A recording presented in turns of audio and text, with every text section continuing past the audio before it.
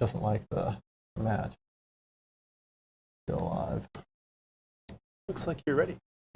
Yeah, we're totally live. Are we now? We're so fucking live right now. All right! Sounds good to me. Cool. Oh, fantastic. Yeah. Well, welcome to another Week in Decadent broadcast where... Week in Decadent. Week in Decadent, everybody! It's Week in Decadent. Oh, so excited for this. Sorry, I cut you off. Please continue with a mouthful of beer. No, it's all good. This is your stream, buddy. I was like, what do you want to do? And you're like, I don't know. What do you want to do? I'm like, I'm just going to be like surprised by everything because I read the Battletome once and I forgot everything. And so I'm excited for you to remind me about all the good rules. I've read it every day for like a week and a half now. I'm so excited. It's so good. Such good stuff. Obviously, talking over the new Flesh Eater Courts Battletome, which is not what is in my hands. It's not this one. We were going to do a bit. We were going to do a bit. Be like, look, I got the new book. But no, it's the old book. No, obviously. It's the old book. So you're right. The old book. That's the old book. We'll be using digital format of the new book to talk on things, but I am super excited for it. I think it's going to be a really great book. Kind of a spoiler for going over everything. That doesn't mean I think that everything's great. That doesn't mean that I don't think that there's a couple of losses to Flesh Eater Courts. But it is going to be fun times. It's going to be fun times, and that is really what makes a good book. I think is it enjoyable? Is it unique? And does it have the ability to adapt and change? Because obviously we get a new GHB. We're looking at a new edition coming up. And at this rate, it might be 5th edition before I get another book. So I need a book that can deal with that. I need a book that can roll with the punches. Super excited for it. Because this is Week in Decadent, we should probably talk over what we're drinking real quick before we get started. This is what you brought. I thought we were going to break out the oyster stout, but we're going to save that for another battle report. Indeed. Instead, we're doing some Dirty Bastard Scottish Ale from Founders because I felt it was appropriate for Flesh Eater Courts, some Dirty Bastards. So we got a stack of them over here. It's going to be great. Andre Le Petit is a dirty bastard. He you haven't played him for like a year. No, I have not. He's scarred me. Oh, many people. He cut me deep. Many people hate and curse the name of Andre Le Petit. It's wonderful. He's what is he? He's a ghoul courtier. Yeah, ghoul courtier. Yep, and they're pretty good now, right? We'll talk about that. You don't think so? No, we'll talk about that. We're going to talk about it. We're going to talk about it. Yeah. So anyway, buckle in, everybody. We're watching chat. So if you got questions, you got comments, you got things that you want to bring up as well, happy to chat on it. And in a completely un-Week in Decadent turn of events, I'm going to suggest that you like and subscribe this at the beginning of the video, rather than the end. Yeah, because you might not like and/or subscribe to it by the end. It's true. Or something. Oh, there's Derek. We were actually just talking about you, Derek. Didn't know. Oops, recursion might be bad. Do you think the recursion might be the target for a quick nerf? I mean, we'll talk about how the recursion works. I don't think so, actually. And the reason why is because there's not, other than a couple of little things you can do with some ward saves, there's not a really good way to do recursion and durability. So I think when you've just got recursion, that it's not the worst thing in the world. But we'll talk on that when we get a little bit more into like noble deed points. I think it's a practice thing. It's a practice thing. For certain. The first time you played against the last spec book was probably felt pretty OP. But I think that after a little bit of practice, you know how to screen off the board edges near your side of the table. You know not to walk away from it until all the summoning's down. Mm-hmm. And then you know how to deal with the old fight twice feeding frenzy. Right. Which, spoiler alert, I'm happy with the change. Well, yeah. As a not Beck player, I fucking love that change. You know what? Let's figure out where to start in on this instead of ping-ponging too much, because there's so much to talk about. It's right. So on the idea of like, is it a good book? So the first thing that it is not is it's not just a facelift sort of a thing. It's not Skaven. It's not Skaven, right? That's exactly what I was going to bring up as the example. Because Skaven. You got the Skaven book and you're like, I thought it was a bigger change than it ended up being. Sure. It was certainly a quality of life change, but that wasn't good enough. But we're not talking about rats. Right. No, we're talking about noble Bretonnian knights and peasants on the field. It's a big change. This is a huge change. It's a brand new mechanic. It's a big rewrite of the way things used to work. Think Beasts of Chaos, think Nurgle, just huge changes. Yeah, big changes. And I think you're going to have a lot of gameplay changes as well. So if you're a long-time Flesh Eater Courts player, things are going to be a little different than they were before, and you're going to have to adapt to it. That doesn't mean that they're bad. Like, I think that they're new and they're fun. It's going to be great. So jumping into it, I think probably just start where everyone starts, which is your battle traits, right? Your what you get just for being Flesh Eater Courts, wherever this lovely thing that other people have put together sits. Yep. Oh, Ursharon, hey buddy, hi buddy. Oh, okay. Probably the next one. Yeah, we'll go down. Yeah, we'll talk about the courts later. Beautiful. Yeah, all this kind of stuff. All right. So yeah, there's Deathless Courtiers. We'll talk about that because it's boring and it didn't change. You get a 6+ ward save because you're dead. Yeah, before we get too far into it, yes. I wanted to shout out Collector Mania. Oh, yes. Supplying us with the box. We're going to get it when everyone else gets it. I got their assets, and so we'll have like a little logo for them and a big cool. Shout out for a while they like help us get our new FET going. Also, they're just great guys. They're down in Parker, which is just south of Denver. So if you're in the area, they've got probably the biggest AOS community in Denver. Tons of guys. And they're all great. So go check them out. Buy something.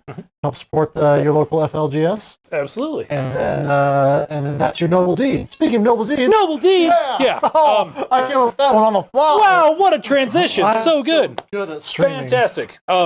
Yeah, so the Deathless Courtier thing didn't change. 6+ ward save, whatever. That's fine. Noble deeds. So this is our big new mechanic, right? It quasi replaces Feeding Frenzy, and it replaces kind of your mustering. They've got a separate written on thing for muster guard there, but Noble Deeds is now how your army runs, right? So there's a list of things that you can do to build up Noble Deeds points on your characters. So like any Death Army, your characters are still the absolute linchpin of your force. You have to have characters there. Once all your characters die, your army's going to just peter off into nothing real quick. I feel like it's more extreme than the last book, where you had to keep them alive long enough to summon, and then I guess they had to be the ones issuing Feeding Frenzy. Correct. Yeah. So I don't know if it's more extreme, but it's at least still as extreme. Like it's at least as important. At least as important, right? So you get these noble deeds. You put a D6 next to your guys, and you flick them up. You can get up to 6 noble deeds. You can't go past 6. You can't bank them and like keep generating them while you're sitting on 6. Like once you got 6, now you got to start making a tactical choice of, do I use them or do I keep that 6? Which is one of the things I like about this new book, right? It's a choice. It's got gameplay in how do you use these things, how do you generate these things, and then it also gives your opponent something that they can go after, right? How do I stop him from generating noble deeds? How do I take out the characters that have noble deeds around? But anyway, so you've got these noble deed points, right? There's a couple ways that you can get them. The first way that you can get them is by doing damage, right? Super easy. Any wounds that you do in close combat with a hero, not as mount, which is important, especially when you talk about how wound allocation happens. It's a little bit sad for our abhorrent on Terrorgeist and abhorrent on Dragon. Maybe there will be something left for them to wound to get that, but who knows? Just gotta split your attacks. I suppose that's true. Although, man, I'm not as tender as these guys are with like 6 up ward save and usually a 4 up if they're great, 5 up or 6 up. I like to just hit one thing until it dies and not possibly get hit. That's the right way to play. Right. But so any wound you do in close combat turns into a noble deed. Easy peasy right there, right? Do 6 wounds, bam, 6 noble deeds. We're done. High five.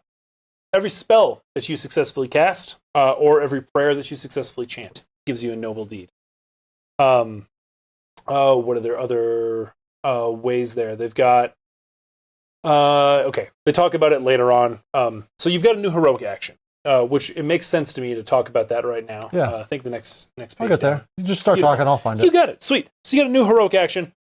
Deliver a rousing oration, which, Okay, so first off, I'm a fluffy feck player, right? Like I love the lore of this army. They had the interview, when it was kind of being sensed that Flesh Eater Courts is getting redone soon. Right.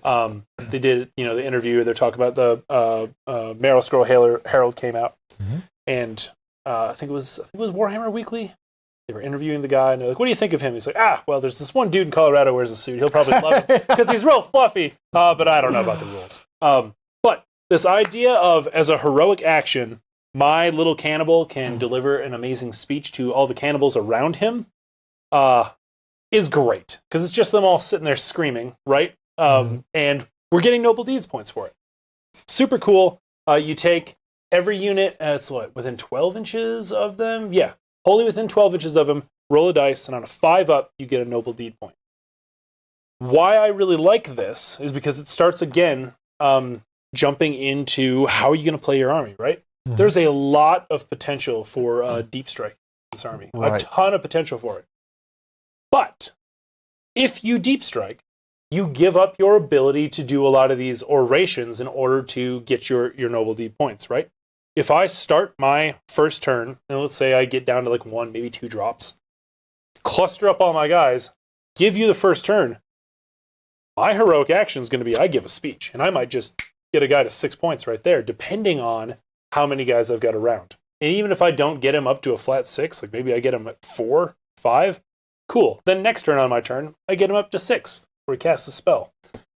But doing that comes at the cost of you don't have all your fun deep striking stuff. So you've already got choices to make. You've already got interaction that you're asking from the player. You're not just given an instruction manual and gone forward, which is point up for this is a good book, right? It's fun. What do we got?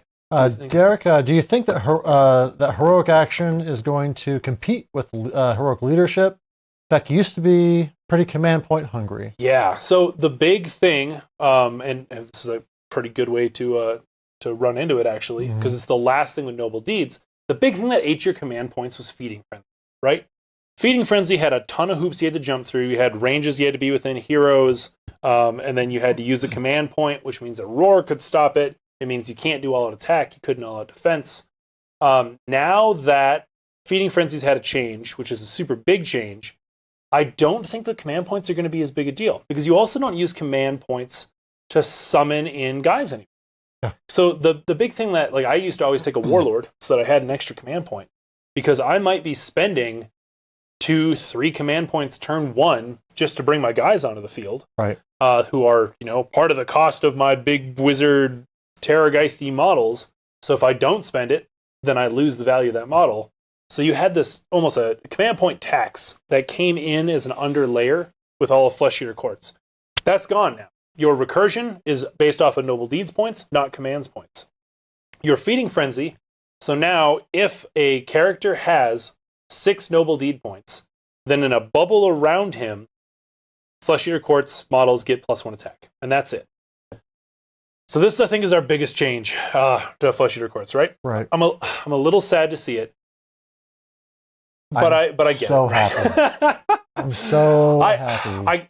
I get it, right? Like we've been talking about what are they going to do to Feeding Frenzy? How are they going to change it? Because they've been taking it away from everybody, right? They just needed something else, because if they had kept Feeding Frenzy, then it's still just the Feeding Frenzy army. And now it's the Noble Deeds army, and Noble Deeds is more interesting to me than, because you can do multiple things with it. You can't get roared out of it, because the other side of it, correct, is that it was feast or famine. Yep.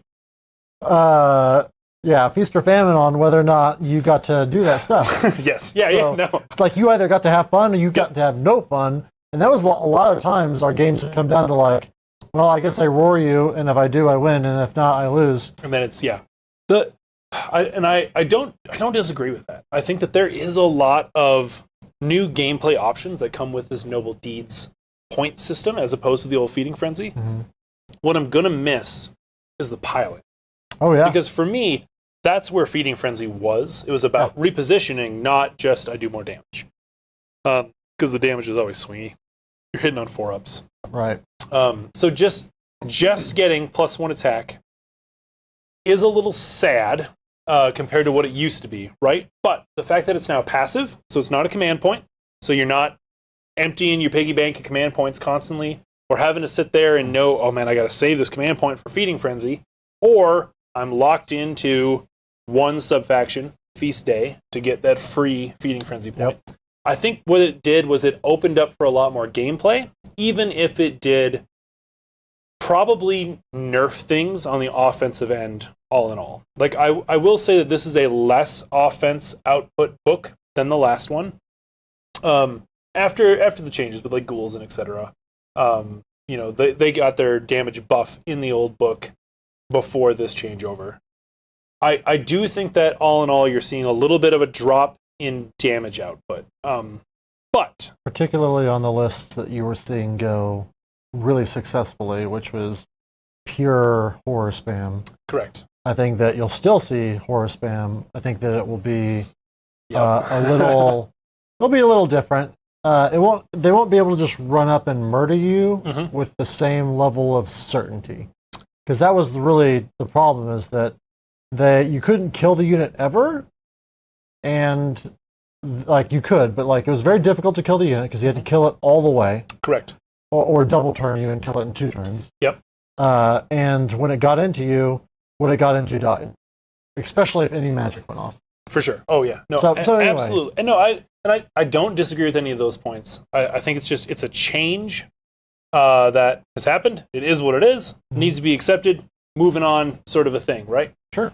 So that's Feeding Frenzy. That extra attack does apply to every weapon on the profile for the unit and the model, though. Right. Which is important when you start talking about our abhorrents mounted on monsters and our new Morbeg Knights. Yeah.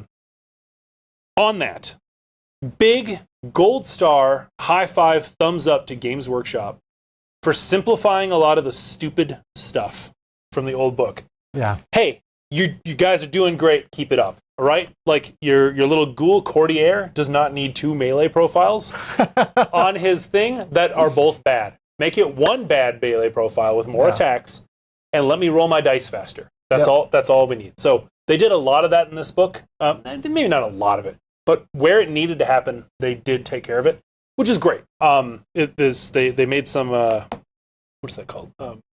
Something of life. Change it to quality of life. Quality of life. Yeah. The old QOL. Quality of life. Some quality of life changes, which are beautiful. They're great. So other than your noble deeds points, now you've got your mustering, which is still often noble deeds points, right? Your recursion. So there's two different ways to do recursion in this army now. The first one is that at the end of your hero phase, you can spend 1 noble deed point to bring back a serf, which is either a ghoul or the new crypt guard, not the beast flayers, which makes me a little sad. Or is it specifically you can't bring back the beast flayers? It is not beast flayers because they're not serfs. I know. Makes a little sad. A little sad right there because I love the models in the beast flayers. They're a cool thing. I feel like that's a holdover from the previous book where you could summon serfs and you were summoning them, so they took away the keyword. Right. I think that maybe not in the first round, but in the fullness of time, they may get the serf keyword so they can then play in the new book. Maybe. Because I don't think that does that break it? Like, I guess they're still more efficient than ghouls. Correct. But they're not a battle line choice in anything. That's a big deal. Yeah, and we'll talk about them more when we go through War Scrolls and we talk on beast flayers. We'll chat on them. But one noble deed point for 1 ghoul. That's not great. That's not a great economy. Ghouls kind of suck. For a crypt guard, that is really good. And when we go to their War Scroll later, you'll see why. Because they can stick around a lot better. However, you can pay 2 of your noble deed points to bring back a knight. That's great. So those are either your Morbeg Knights, your Crypt Horrors, or your Crypt Flayers. And bringing one of those guys back for 2 is better, I would say, than the old muster system of hoping for a 5 or a 6. Really? With that it's reliable. It's reliable, right? So in that old system, you didn't have to pay anything for it. You just had to keep guys in bubbles, which there were a bunch of ranges, a bunch of bubbles you had to do. But it was random, right? So again, it was another feast or famine sort of a thing, where either, look at that, the whole unit came back, or you didn't roll any and you're done. Now, as the player, you can think about these things and plan these things And especially with it not being in the hero phase anymore, but being at the end of the movement phase, it means you have your hero phase to do that heroic action to try to get your noble deed points up. You've got your chance to cast spells or chant prayers to get your noble deed points up. All ways for you to supplement, hey, I need to bring back these knights. How can I focus this stuff over, and how can I move my guys into a position where now they're in range to do this mustering, versus before you had better hope that everything is in range from the last time you got to move and your opponent didn't double you and things shifted. It gives a lot more gameplay choice and a lot less chance, even if you don't have as high a chance of return as you did before. Derek's question is, do you still get to, he called it the iconic ability to bring back models without any wounds allocated to it? Correct. Yes. So, kind of. What's special about Flesh Eater Courts is normally when you return a unit, so your unit dies, you spend 6 points, you bring back half the unit. Mm-hmm. But what's different than every other army, normally that's the new unit size. Like, it's a new unit with that number of models. If anything dies, you can only ever muster up to that half size. Mm-hmm. For them, you can then muster back up to the original size. So if 10 guys die, 5 dies come back, but then you can muster or rally them back up to the 10. Yeah, so which is super cool. If you've watched the Season of War battle report, you've seen it happen. So, if you're not, I don't know if there was a member only thing. Nope. You could just go watch it. Anybody can watch it. You can go watch it. Yeah, like if you haven't seen it, check it out. Like, they're obviously nice guys, and their battle reports are short, which I would know nothing about. And I'm not sure if that's what he's asking. I think what he's asking is that if I've got a unit of horrors and one of them's wounded, can I still bring back models and not have to heal that wound first? Oh, okay. And the answer is yes. Ooh. You don't have to, and actually you can't choose. So in some of the other death factions, like it's heal them up, and then if there are no wounds allocated to it, now you bring back a guy. Flesh Eater Courts, it's you just bring back dudes. Horrors heal on their own. They just like a little pip of damage every time. Yeah. But we don't have the healing option. But what Thomas was talking about is a new thing, which is super cool. Okay. So instead of the old way of I got to spend a command point and I bring in guys from off the board edge, and then you've got matching commands if you took 2 abhorrent arc regents and et cetera, et cetera. And everybody is burdened on their points cost because you had to bake in the fact that they could summon in a bunch of units. For certain, yeah, it was impossible to price. I think that this is a positive change on that. But now, if you wipe that whole unit of 9 horrors, just like you said, half rounding up comes back at 5, and then we are allowed to heal them back to that starting unit size. Do you think that there's going to need to be an FAQ as to whether or not it is a new unit? It's still a new unit. Okay. I think that they use the new unit, a replacement units. So it's a replacement unit, and that's the same. That's the same wording as everywhere else. Right. What's different is the remaining models, which are not set up as part of the replacement unit, count as having been slain. Mm-hmm. That's what's unique to Summon Loyal Subject. So good. Yeah, so good. If you have Overshadow or whatever the next season's, or I guess it's the next edition's version of a battle tactic is, that is like Overshadow, where you have to have your original starting battle line alive. Mm-hmm. Your replacements don't count. Yeah. But this again, we've got another thing where you've got a lot of gameplay options going on with this, right? Because this is again at the end of the movement phase, right? So you've got some chance to, oh man, I didn't expect whatever happened. Maybe I got double turned. My unit got wiped out. This guy's got 4 noble deed points, so I'm going to focus on him for a spell casting, a rousing oration, whatever it is I've got to do to try to get those noble deed points to make it to 6, as opposed to, just kind of spreading it out evenly or whatever. You can really focus it down and be like, someone's got to have 6, because I can't take 3 from this guy and 3 from this guy. Right. One of them's got to have 6. So you've got the ability now to look at what you need to do, plan for it. You can do it later in the game, too. It doesn't have to be an instant sort of a thing, which is also great. It gives you a lot more gameplay with it. And then you can bring him in from the side of the board. And then if you have another guy with more Noble Deeds points, now you can start adding back to it. So what this allows you to do as the player is, my unit of, let's say, flares got wiped out. They're at half strength. this guy's got 6 points. That guy over there has got 4. In my movement phase, I move the guy with 4 towards the table edge so that they're going to be able to come in within his range. Mm-hmm. I do the actions and abilities, get all my noble deed points up so that I can call him back in, bring him in next to that guy, and then he heals him up.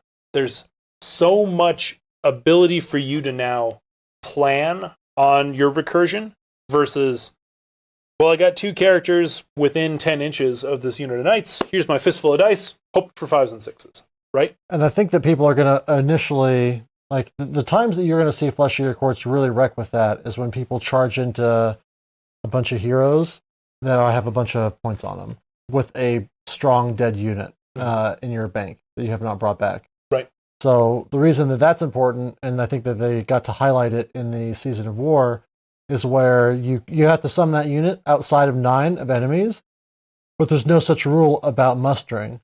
So when you muster, and you return models to a unit, they have to come in just within an inch of a model that was in the unit at the beginning of the turn. Yep. So you... Wait a minute. What? If you have to... Wait a minute. Wait a minute. Hold on. If you have to bring in models... Yes. Within an inch of a model that was in the unit at the beginning of the phase... Yes. And there was... When do you summon loyal subjects?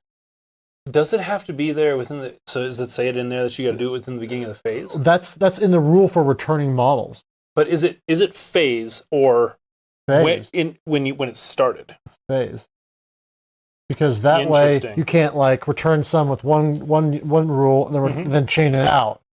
So you might not actually be able. Oh, you're bringing up a good point. Big brains over here. First FAQ on Beerhammer.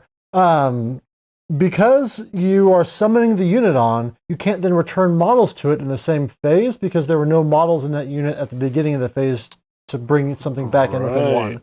Ooh. Let's take a look here.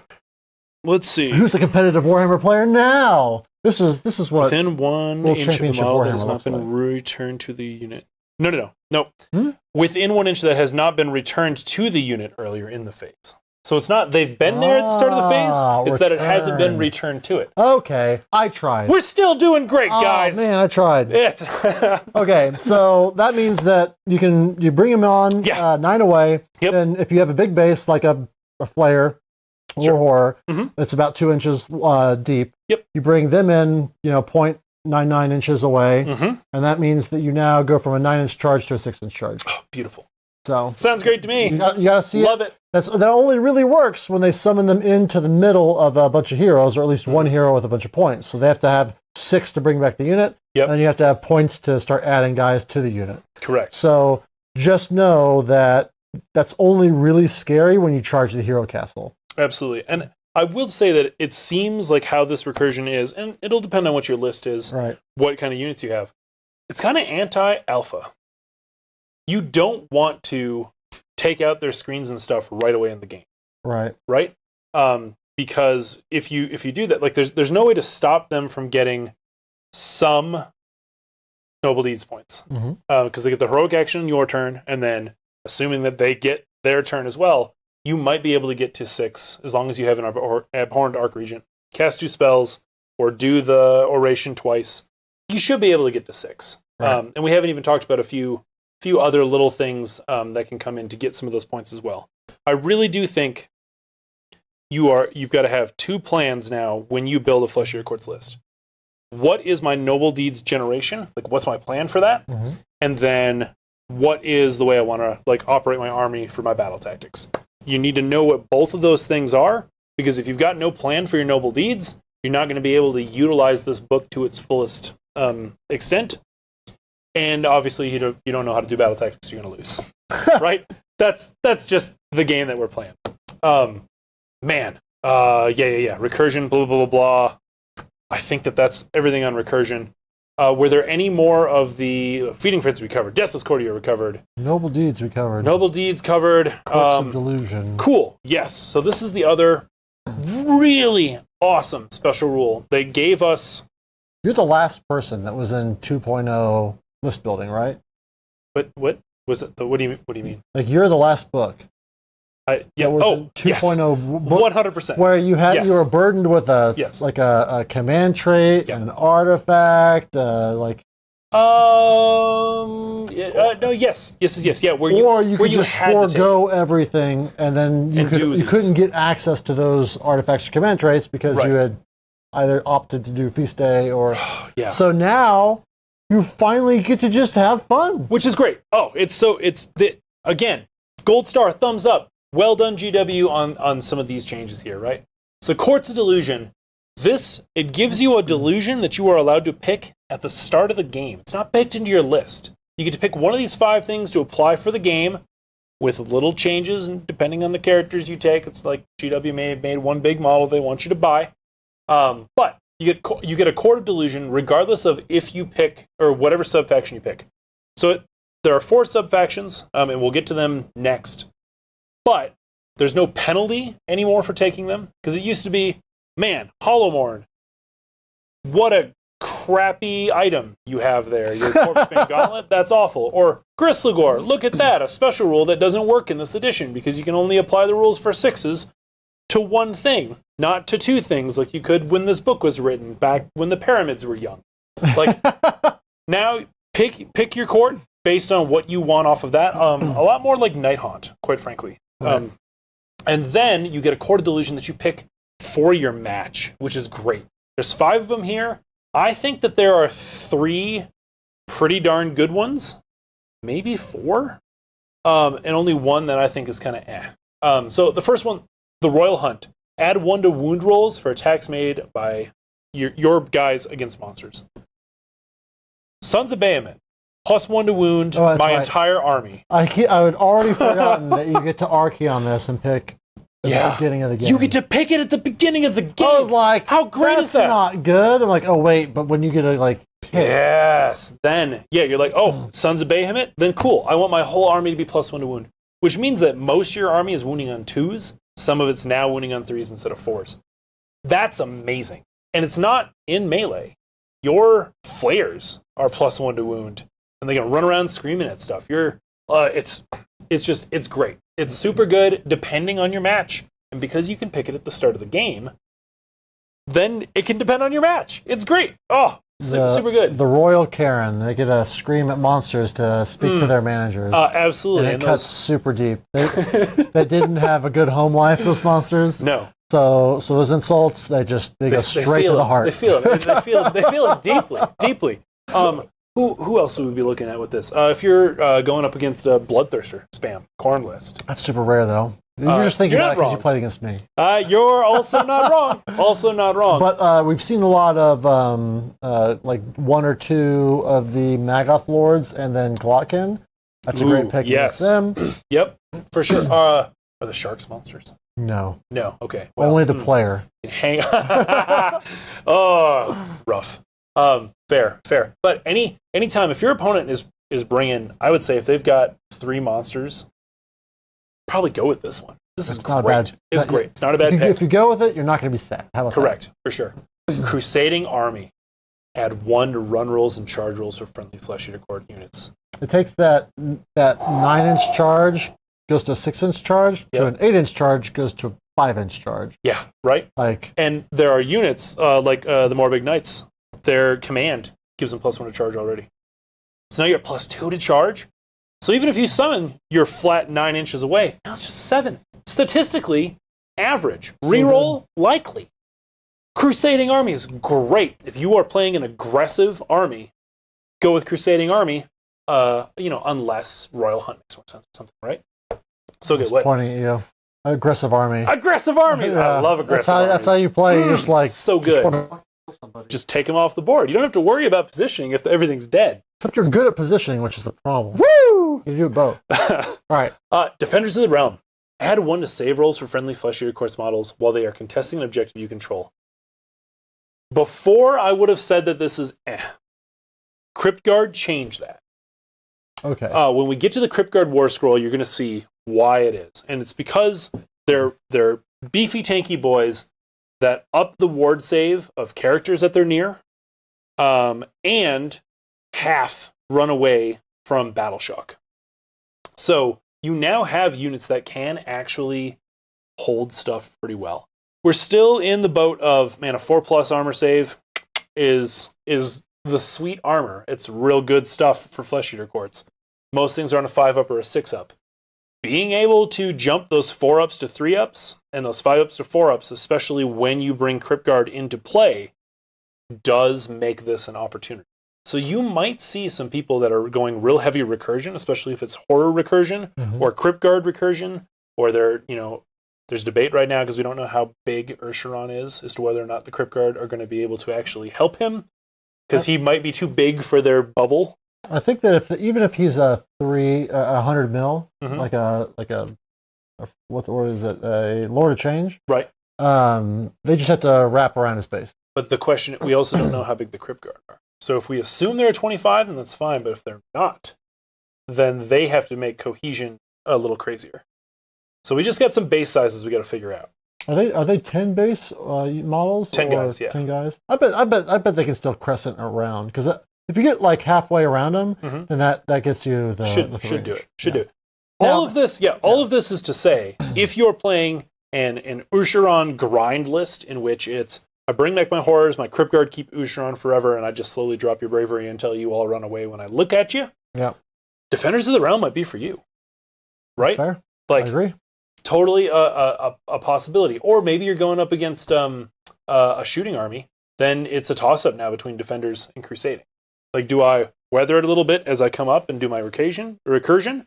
Or am I heads down, boys, let's run forward and go for it? I'm going to check while on that, Derek. You keep going. Control the objective. You control the objective either after deployment or after the battle shock phase.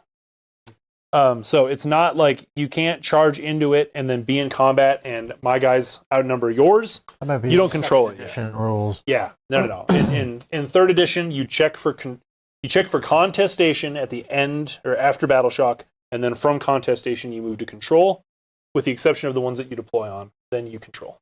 Fair. Whew. Grand Tournament. Add 1 to hit rolls for attacks made by your heroes versus, if they made a charge move and they are not the general. It's a weird one. It's silly. The Grand Tournament has a lot of hoops. Yeah. They're not awful hoops, but like the king at the Grand Tournament isn't taking part, so obviously he's not charging. Correct. That's the fluff there. Like, why can't my general do it? Because everyone else is tilting at the bad guys for the king's pleasure, so the king doesn't get to tilt. This is not great, with the exception of one sublist, which is in there, right? If you're running Monster Mash, and your general is your abhorrent Archregent sitting in the back who's all safe, then your guys on top of Terrorgeists are probably charging, because they're move 14. You should control where the combat happens. +1 to hit on that Terrorgeist and that Dragon's attacks is huge. It's very big. It's very big. Especially if you have multiples. I will say most people probably won't take this one. No. But in that particular little thing, it's a cool idea. Yeah. It's kind of fun, right? Kind of fun. It's a very aggressive sort of way to do. But I kind of like it. Yep. Yeah. Final Feast Day. Super cool. It essentially all those words mean Feeding Frenzy pops at 4 points instead of 6. Which is great, right? Yes. Because what that does is that lets you spend those last 2, going from 6 to 5 down to 4, to bring back a night, and you can still hold on to Feeding Frenzy if you're doing some slow little recursion. I think a lot of people are going to take Feast Day to start with.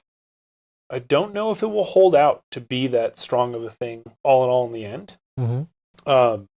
Because I think that they're gonna find out that bringing in that one night or whatever isn't as big a deal as bringing back the whole unit, and then you're still not at 4, right? Right. It does help to lower that bar, but I don't think it's going to be as big a thing as people are thinking, right?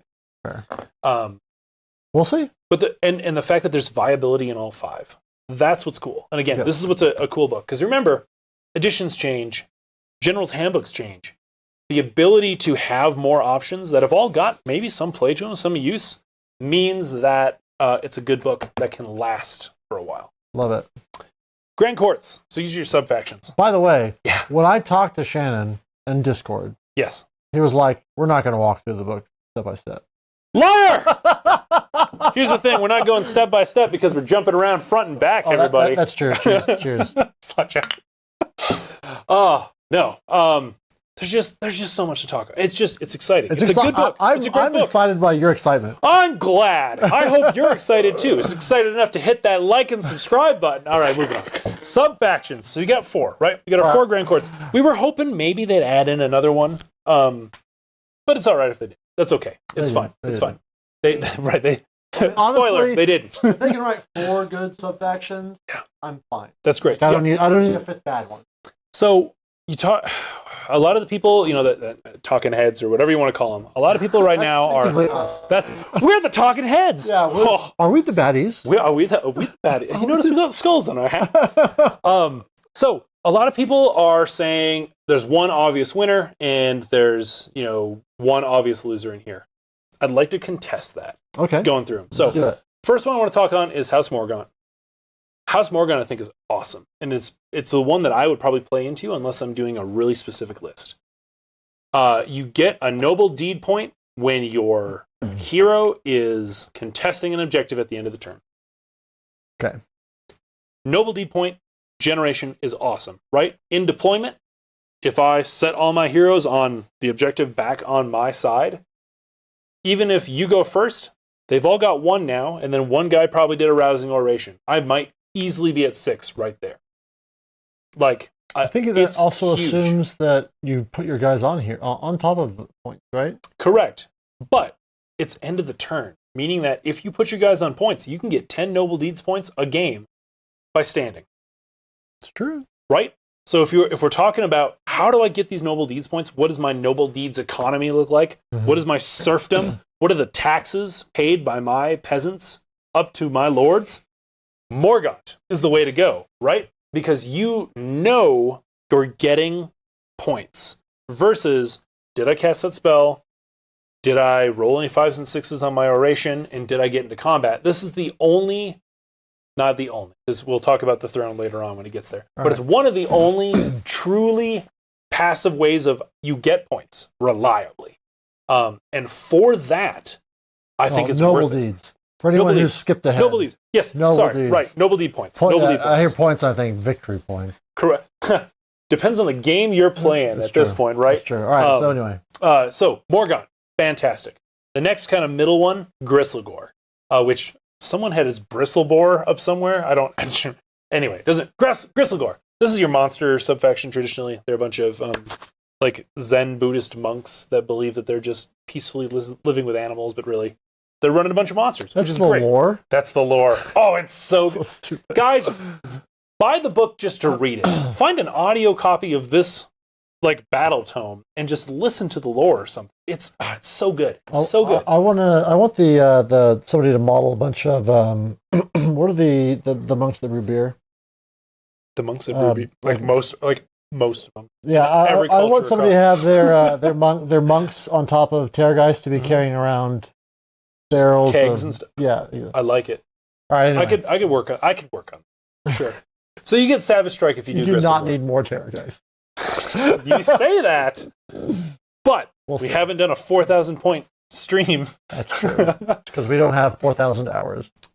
Fair. I was going to say 4,000 point, but 4,000 hours. That's the problem. So you get Savage Strike at the end of your combat phase. You get to pick one friendly monster. They get strike first in that next for that combat phase. Right. So you get to go with one monster and then go with another monster. You kind of had this in the last edition, but it had to be your general. It was the command trait that he got for being in Gristlegore. So now it doesn't have to be your general. You can go with another one. So again, opens up the door for more choices, more tactics, lets you do more with play, and doesn't make your general be up front. Correct. Your general doesn't have to be the one up front. On 14 wounds and a 4-up save. Oh, because he's now 16 wounds. Oh, so good. You were asking for it. I was asking for it so hard, and I got it. Because Santa listens to good little feck boys. Probably not a shirt. Nice. Anyway, Savage Strike, super good. If you're running the Monster Mash, it's great. I can't imagine that if you're just running a normal kind of mixed list, you'd want to do this. because you want to have. Well, I mean, maybe, right? Like if you're running just the guy on the Terrorgeist, then you pick him, and then you go with a normal unit.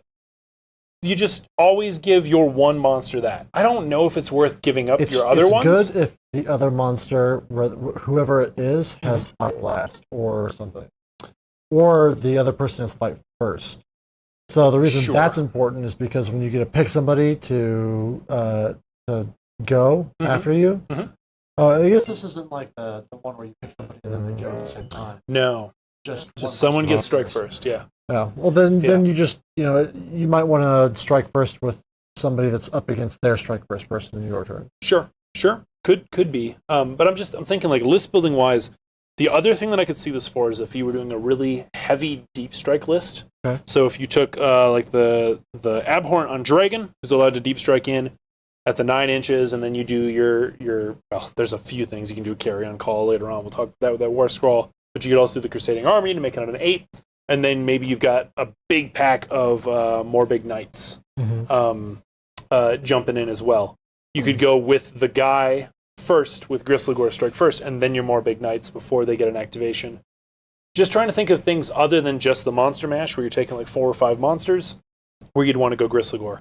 There's some things out there. There's options. For choices. We'll jump over to Hollowmorn. So this is what everyone thinks is the best. We're going to see a lot of it right out the gate. Add one of the damage characteristics of melee weapons by Hollowmorn Knights when they charge. I think it's the best too. I won't lie. I'm a smooth brain child. Right? So that means your Morbeg Knights, not their mounts, your Horrors, and your Flayers get +1 damage, which makes Horrors damage 3 on the charge. So good. So that is super good. Especially you deep strike them, and then you summon them. Yeah, I was about to say. You summon them, 9 away, you bring like you have sort of charge. All of a sudden, you bring back, you muster at least 1. All of a sudden, 5 charge, 3 damage. Like, yikes. I'm not saying it's bad. It's really good. Yeah, it's good. It's super super good. I think with Horrors, maybe with the Morbegs. The Morbegs they're pretty glass cannony. Flayers. They're also like Saturday morning cartoon bad guys. I think the look of that model. I prefer Hammer Horror. Hammer Horror. It's a Hammer Horror approach to the style of the monster. It's also been argued that it makes Flayers have maybe a little punch. Right? Yeah. So they're not just shooting. You can take some Flayers in there. That's a good point. That doubles their damage. It doubles their damage, right? The other thing that we haven't been talking on as we've been going here, Morgaunt makes your Crypt Guard battle line, Gristlegore makes your Unmounted Terrorgeist and Dragon battle line, and Hollowmorn makes your Horrors battle line, which they did go up in points a little bit from our last time. I think they used to be 110 and now they're 130 for a 3-pack. But still a great deal. Yeah, absolutely a great deal. So Hollowmorn is you're going to see a lot of it. Also, it is the faction that Urshron's locked into.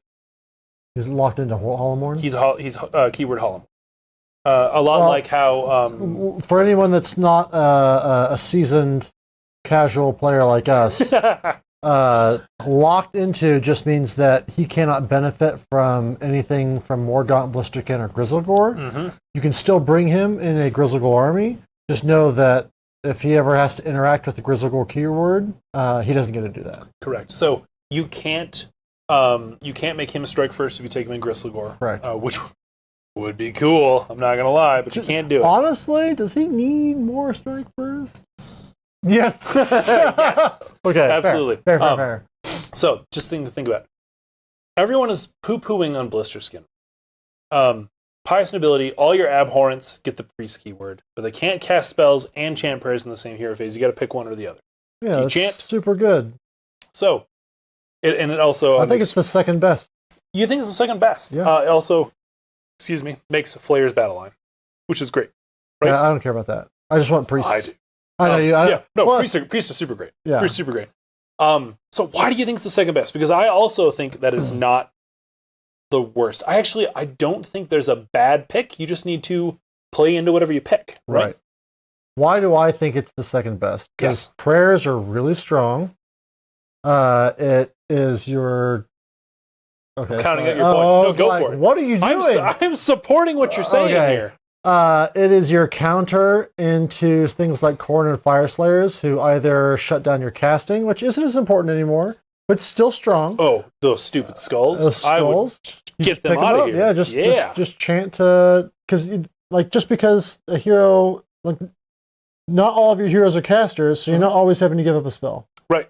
So just remember, I can't cast my arc regent. Well, don't. Just cast. And so actually, all your abhorrents are. Oh, it's your abhorrents. Abhorrents, not all heroes, because your courtiers don't get just abhorrents. But still, being able to chant away the skulls. It's worth it. And being able to chant off the Fire Slayer grand strategy. Yep, for sure. Getting to there's a lot of priests.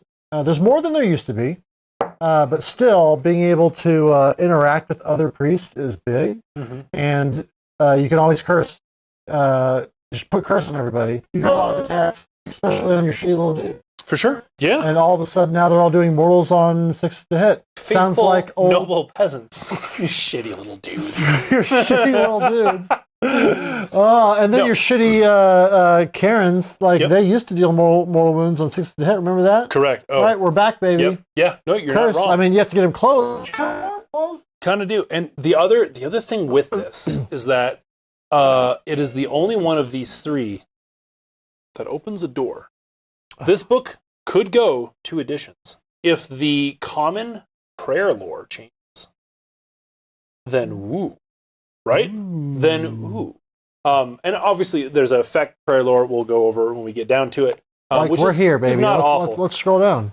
Anyway, I agree with you. I don't know if I'd say it's the second best, but I don't think this is a bad choice. You don't think it's bad? You don't think it's the worst? I don't think it's the worst. Yeah. I think that it's just a matter of what do you want to play, right? I'm reductive. I'm willing to just rank them to good to bad. All right, spells and prayers. Let's do prayers. Let's do prayers. We're talking about prayers. Yeah, prayers. The rites of delusion. So good. So good. So there's a lot of ways to get priests now in this book, which is what's really cool, right? Yes. We've got one natural priest, and that's it. So it's just the cardinal. And that's a unique character. No. Nope, the cardinal. I thought the judge is not. The judge is not. The judge is just judge. He's just judgy. He just judges stuff as a judge. Can't wait till judge becomes a keyword. Yeah, right. So we've got the cardinal is our only natural priest. Okay. But like we just talked about, you can make all of your abhorrence priests with blister skin, or there is an artifact for courtiers that can make them a priest. Nice. Which is super cool, right? There's a lot of ways to get these prayers as well as the common prayer lore. Bless this meal.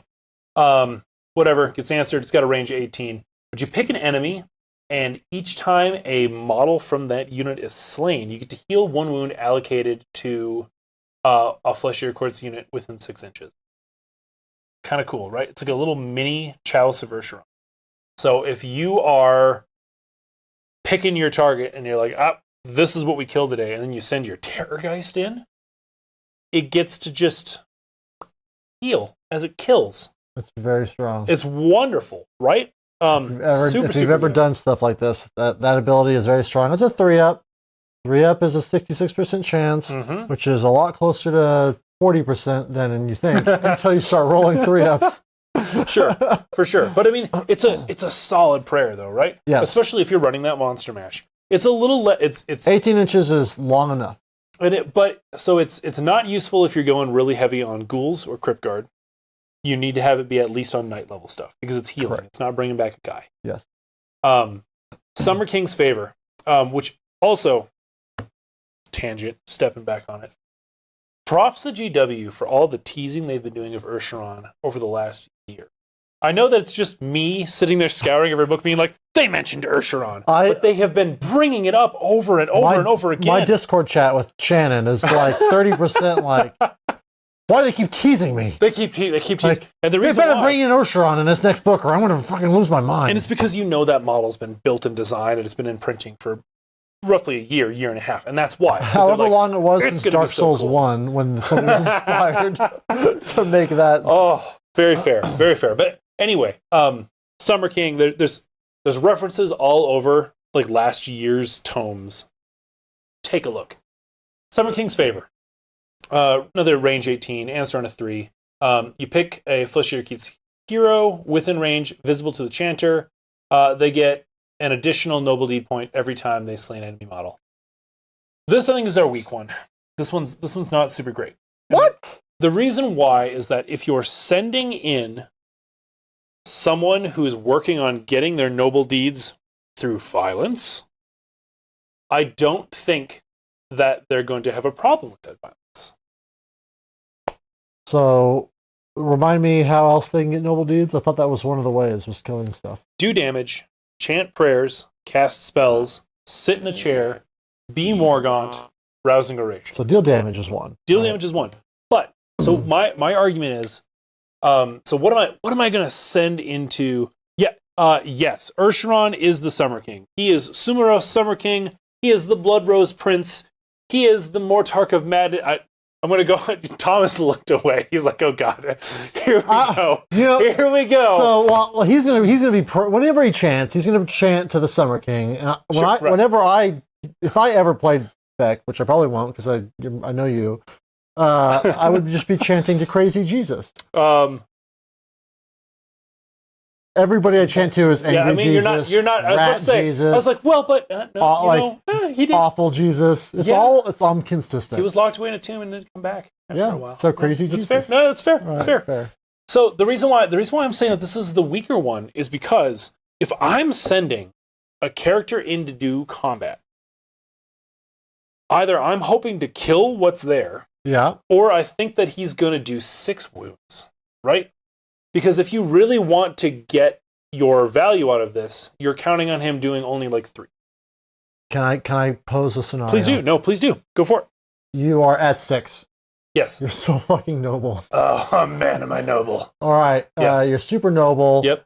You're up there in the front lines with everybody. You Yep. spend your 6 to either muster or to return a unit. Sure. Yep. So now you're down to 0. Mm-hmm. This is the end of the movement phase. Sure. Yep. You've cast this prayer on this dude. Yep.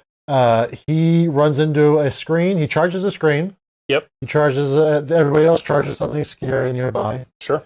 He then kills a bunch of models and deals damage. He only has to deal 3 in order to get to 6. Sure. If it's a screen. Yep. A 1 wound screen. Mm-hmm. And then he's back to 6, providing Feeding Frenzy to the unit that is in combat with something scary. And then he's one of the guys that can chain activate. And so you wombo combo. Sure. I mean, sure. I'm setting up fiery. You're setting up a very good situation, and you're not wrong. Like it's the best case. There's use for it. Yes. But I'm only saying it's the weakest, not that it's bad. Okay, I'm in for that. For sure. Because you're right. You could dump your whole bank and then run in. I'm guessing that you're going to do, maybe that's 6 wounds, just based on the attack profiles of anyone that you'd actually send into combat. This kind of seems like a Hail Mary sort of thing where you're like, I'd love that Cardinal to get 6 deed points back or something like that. So you're only expecting he'll ever be able to do 3 wounds. Yeah, ultimately, if you're looking between the Summer King's favor and curse, like, maybe curse, maybe right, half the range, but 400 times the value. Or Charnel Conviction, baby. 5+ word save. Like, all that text very strong says 5+ word save. And it combos with other things. Oh, with those Crypt Guard, yep. Oh, man, yeah. So, the ability to just say, you get a 5+ word save. So another thing, and we don't have a sponsorship from Games Workshop. They didn't send this book early to us or anything like that. So all these praises I'm singing for them, we're not getting anything for it. They did a good job, and I want it to be recognized. Yeah. So one of the things that they really did with this book was they tore apart the spell lore, and they either got rid of the old spells that no one took, which is what a lot of the books are doing, right? They're dropping down to like 3 or 4. Love it. That's great. Less noise for new players. But they also took some of that stuff and brought it in different places that make more sense. So the 5+ ward save used to be the spell that the Terrorgeist would cast. I remember because I played against it a lot. Right. But like, what a weird choice, right? Here's my super offensive unit who casts 5+ ward save. Right. It's such a weird thing. So to take that spell and move it over here is a much better choice, because now my support piece can support and my hammer can hammer, and the one doesn't have to try to fill 2 roles. Right, the moment's gone, but I'm still gonna make the joke anyway. Yes. Does that Fall Hound not hunt? What? What? You said that dog don't hunt, son. Okay. Yes. Yeah, like the 5-up ward on the offensive unit. That'll Yes. fall home, don't hunt. Right. You were there to that baboon don't track. I got you. Upload the video. Downvote me in chat, okay? Throw me a bone here. A dirty bone. A dirty bone. We will talk about that war scroll a bit too. All right. Anyway, a great prayer lore. Okay. Right? Yeah. A great prayer lore. I think it's good. Super cool. Let's talk about spells. All right. Jump up to those real quick. We're scrolling. Baby. Yeah. We're scrolling. All right. I'm hoping that this video has value beyond just like the release date, where people come in, they're like, I want to play Flesh Eater Courts. What's this army do? Etc. Etc. Yeah. Because I feel like a lot of the man reads books, just kind of we ignore them after a while, right? Whereas this, I feel like we're adding good commentary. We're talking about what you can actually do with it instead of just reading it. That's fair. Spell lore. This used to be 6 spells, of which you would take maybe one. Maybe one. You take Deranged Transformation. You take you take the I don't remember the name of it now. It's the one where you fly, where you run a charge. I thought it was Deranged Transformation. No, Deranged Transformation is you added your wounds value to your movement value, which was a really weird way to do it. They simplified it, they made it better. Warp Lightning Vortex. So it's reduced down to Miasmal Shroud, which was a weird spell before, and it's a weird spell now, but it's better. Deranged Transformation, which they simplified and made better. Crimson Victuals, which is essentially Blood Feast. They just kind of changed it around a little bit. Okay. They got rid of Bone Storm, which... Hey now! Hey, I remember it was bad. You did something awful. bad to me with Bone Storm at least one time. It's like do a mortal wound to all the enemies within 12 inches of you. Really cool reference point in Ghoul Slayer, one of the Gotrek novels. Okay. But beyond that, dumb spell. It was awful. Never take it. It was dumb. Yeah, thank you kindly. Beautiful. Round 2. So yeah, they did a really good job of reducing the lore down to what's important. Plus Miasmal Shroud. Again, it's a weird one, but I think they just wanted to keep it and do something cool with it. So Miasmal Shroud, value is 6, range 18. You roll 6 dice. If you got doubles in there, the enemy takes a mortal wound. If you got triples, they're at -1 to hit, and they take that mortal wound. Quads, -1 to hit, -1 to wound, and they take a wound. If it was a casting roll of 10 or more, you roll 8 dice. It's a complicated spell. Okay. But it has the ability to be -1 to hit, -1 to wound, and a slap in the face, just to send you home, right? So like not bad. It's just random. That's the problem, right? Super random. So it's 4 or more dice on 6 dice. But if you get 8 to get a triple on 8 dice, I don't know the math on that, but it sounds like it's not that bad. All right, so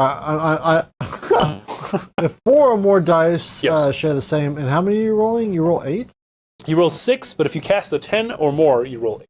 Yeah, but that's not super likely. So let's just say 6. But no, it's a casting roll, not an unmodified casting roll. So primal dice, bonuses to casting. If we're talking about for future reference, primal dice might not be in. That's true, but I do have an item in this new book which is +2 to cast. That's not bad. So that turns your 6s into 8s and your 8s into 10s.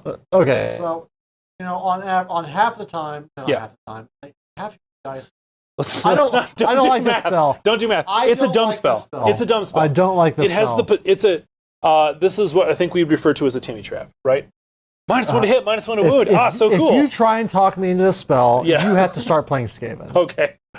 Right. It's not great. I don't see a lot of people taking it because the War Scroll spells are better, and these other two, Crimson Victuals is actually not that great either. Deranged Transformation is where it's at. This is the spell. Every list should have this spell unless you're running Monster Mash. 24 inches is not a common range anymore. No, it used to be the common range now for all my spells. It's more like 18 and 12. Correct. So 24 is great. You pick a friendly unit within it. It's got to have a wounds characteristic of 7 or less. So that's where, like, if you're running Monster Mash, you don't take Deranged Transformation. Mm-hmm. It doesn't affect your Vargulf, but it gets the rest of your on-foot heroes, and it gets the rest of your knights, and it gets your little foot guys. You add 2 to their movement and 1 to wound rolls. All right. And if you roll a 10 or more, you pick 3 units.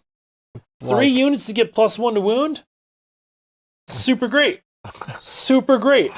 How did they write Miasmal Shroud and then follow it up with Deranged Transformation? They must have been delusional. Downvote me in chat. All right. So, Deranged Transformation is going to be an auto include in every list. I agree. It will be in it's the everything. It's the first spell you pick. First one you take, for sure. For sure. Super great. That makes your flayers move 14. It makes your horrors move. You see the +2 to move. I see the +1 to wound. So because that sounds like Corn, where you can whip somebody and give them, +3 to run and charge, but also +1 to wound. Or no, that's the Master Molder, the Rat Ogre. There you go. Yes, the same thing. The Rogers. It's a less good version of the Rat Ogre, like whipping a big rat. Except that you could maybe get 3 units on it. So I don't know about less good. Well, it's that there's counterplay where there's no counterplay with the other one. That's fair. The only other reason, the reason why I look at the movement and then the wound is the additional thing, is because there's a lot of different ways to get +1 to wound in this army. We already saw a prayer for it. We already saw a free, I pick it at the start of the game, delusion if I'm going after monsters. Yep. Like, Deranged Transformation is a great spell no matter how you split it. But I look at the movement, right? Yeah. You're a movement person. Movement's great. Crimson Victuals, right? So this is replacing Blood Feast from the old book. Range 18, you pick a unit, and then you pick a friendly unit within 6 inches of that unit, and then you do damage to the enemy unit, and then you heal. No, now you don't heal. You return 1 slain model because you have to pick a unit with a wound value of 1. So it's got to be a Crypt Guard or it's got to be ghouls. So it's not as good as Blood Feast in my mind, and it's really only there if you are really playing into, quite frankly, Crypt Guard, because your ghouls aren't worth it. You have to have so many casters before you take this. Right. I feel like, yeah. I don't know. You're right. I think you double up on Deranged Transformation before you take Crimson Victuals. The first spell you take is Deranged, the second spell you take is your backup Deranged, and then your third spell might be Crimson Victuals, but we all know it's actually, for this season, it's Blizzard. It's Blizzard. And then the fourth spell you take is Hoarfrost. Right. And then you're not wrong. Fifth spell maybe is another Blizzard? Like, after Blizzard and Hoarfrost are gone, this is your third spell maybe. Correct. And I think maybe you take it in this idea of an Ursharon with Crypt Guard. Right. Then maybe. Because again, casting ability 10 or more, you do 2d3 mortal wounds, which means bringing back up to 6 of those Crypt Guard, that's not bad. That's not bad, right? But all in all, it's an right? So I think you got 2 C's and an S for your spell lore right there. I would say you have kiss. A C, an S, and an S. In order, F, S, C. I think that I don't think Miasmal Shroud is in. You're gonna have to start playing Skaven, buddy. You don't say that. I've played so much random garbage. I look at that and I know the odds of rolling a double. It's like the doubles, whatever. Okay, the odds of rolling a double on 8 dice is pretty good. It is. The odds of rolling. Well, I'm not looking at the 8. Stop looking at the best case scenario, you fucking rat. It's not how this works. It's not how it works. All right. Anyway, let's jump down. We got one more heroic action and then the monstrous actions, and then we can start. We already did the heroic. No, there's one more heroic. Yeah, there is. So the other, I'll just talk about it. The other heroic action is Blood Scent. You grab your guy and he runs towards him. That's it. Up more, a little bit more, little more, little more. Oh my god! Keep more. How many rules? Yeah. Right there. Stop. Right there. Beautiful. Scent of blood. All right. So you pick a hero on a 3 up. They make a d6 inch move, but they have to stay outside of 3. This is garbage. This is dumb. If you what? I know, right? No, it's amazing. On a 3 up, but you got to stay outside of 3. Yeah, it's still free movement. Out of phase movement is so good because you can't redeploy around it. But I've got so much other movement stuff in this army. I've got deep strikes and like. But they can't counterspell this one. They can't counterspell my deep strikes. My guys coming in from the side of the board. Like, but then you're 9 away. This lets you get like a Tannergeist that's like got a 9-inch charge. Mm-hmm. If you just you roll the dice, you get lucky. You all of a sudden you've got a 3-inch charge. I mean, and they can't redeploy away from you. Okay, fair. in the case It's not- of It's not every choice. Terrorgeists and zombie dragons, sure. But I can't see me ever wanting to use this instead of rousing oration to get points on any of my little foot guys. My Cardinals, my unless it lets Andre Le Petit slide onto an objective, take it from somebody that's within 9. Why can't I do that in my movement? Because they can redeploy and get more models on. There's uses. I see what you're saying. They're not I see what common. They're like, this is the sort of ability where you forget about it. Yep. But the really good players who are Shannon and not Thomas will get it in their head, and then when the opponent's not thinking about it, they'll set stuff up like, oh well, if you decide to move, then I get to redeploy. And then that person rolls a 3 and then they get to roll D6. So maybe I agree, it's not the best. Maybe I just don't think it's. I see D6 movement in the hero phase. Right. This is the beginning of hero phase. Yeah. Because that can. I just like. It can't affect Blizzard anymore. That's fine. I don't care about Blizzard. Yeah, but if it could affect a Blizzard, and I could just yeet into that 12-inch and then downvote. Bam. Downvote him in chat for that one. So it's not garbage. Garbage is probably a little strong, but you're relying on a 3+, and then you're relying on a D6. So what I'm hearing is guaranteed in a 6. So what I'm hearing is you don't like 2 dice on Miasmal Shroud, but a single dice on a 3+. This is what you sounded Do like. it all day. I'm putting at the mirror like Miasmal Shroud's awful. No, I like it more than you do. That's fine. Yeah. I agree that it's not reliable. But it's a fun trick. It's a fun trick to have. Yes. Right? It's a fun trick to have. It's a great trick in your pocket. Especially, if I've got a revved up Terrorgeist ready to rock who doesn't need a rousing oration or anything. Yep. Yeah. Get on in there. That sounds great. Let's just go over the Monstrous Rampages while we're there. So we got 2 new Monstrous Rampages, which this is another thing that was on my big wish list. Super happy to get it. The first one called, Man Skittles is something from Sons of Behemoth, but I still call it Skittles, right? Okay. Delectable appetizers. You got to target something with a characteristic of wounds characteristic of 1 or 2. It's a stomp, D3 mortal wounds, but you get to heal them. So it's a better stomp. It's right? a better stomp. It's just a better stomp. Then you can do 2 stomps. Correct, yeah. One could stomp and eat, and the other one could stomp a hero or whatever's got more wounds. One can stomp with the foot, one stomps with the mouth. Exactly. It's a foot stomp, which is cephalopod. Squids and octopus. Cephalopod means head foot. It's anyway, moving on. And then we've got our blood-curdling shrieks. I can make these educational content in YouTube. Oh, absolutely. We just have to add cephalopod content once per stream. Beautiful. Sounds good to me. Can we get a 501c status on all this too? I mean, I'm already not getting paid, so sure. Your next one's your blood-curdling shriek. This one, I think, there's builds for it that is really fun and techy, and this is something to do with Ursheron. All right. Well, drop the bravery by 2 on a 3-up. Is it until the end of turn? Yeah. Till the end of turn. But it's definitely an Ursheron move, in my opinion. Or, if you're running a Terrorgeist with the Grim Garland, now they're down 4 bravery. I'm going to downvote that. I don't like that. Right? That puts my rats at 0. So good. If you want to be running a list that's got, like, the freaking Nagash's spooky head called in the spell. The Gash's spooky head! The Gash's spooky head. I actually don't know the name Horrorghast. Oh, there we go. The Horrorghast. If you're running the Horrorghast, that could be a super fun one to do with it. Halfway through that taunt, I realized I couldn't remember either. So good. All right. Jumping into stuff we can take. Oh, all right. Again, going back. I get the choice for command traits now. It's not locked in my sub-faction. We're not walking through this book step by step. You're walking through this book step by step. That's true. All right, everything's split into abhorrents and courtiers for everything you do, right? Your abhorrents are your spellcasters. Your courtiers are your not spellcasters. Your other guys, right?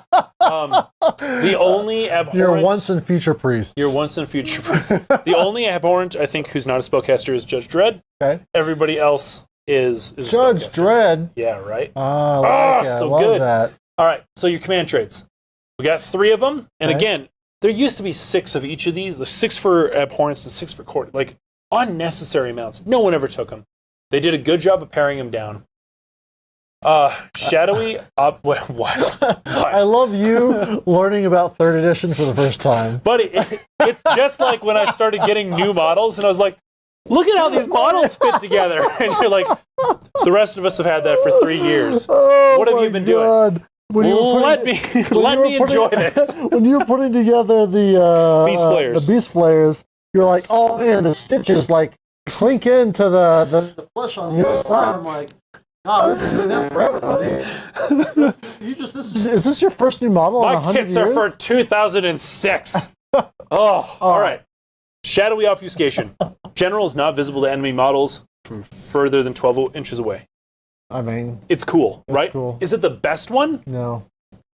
Okay, you're probably right. You're probably right. If you are if that is your only army and you only ever play with like KO, yep, you're taking this a lot.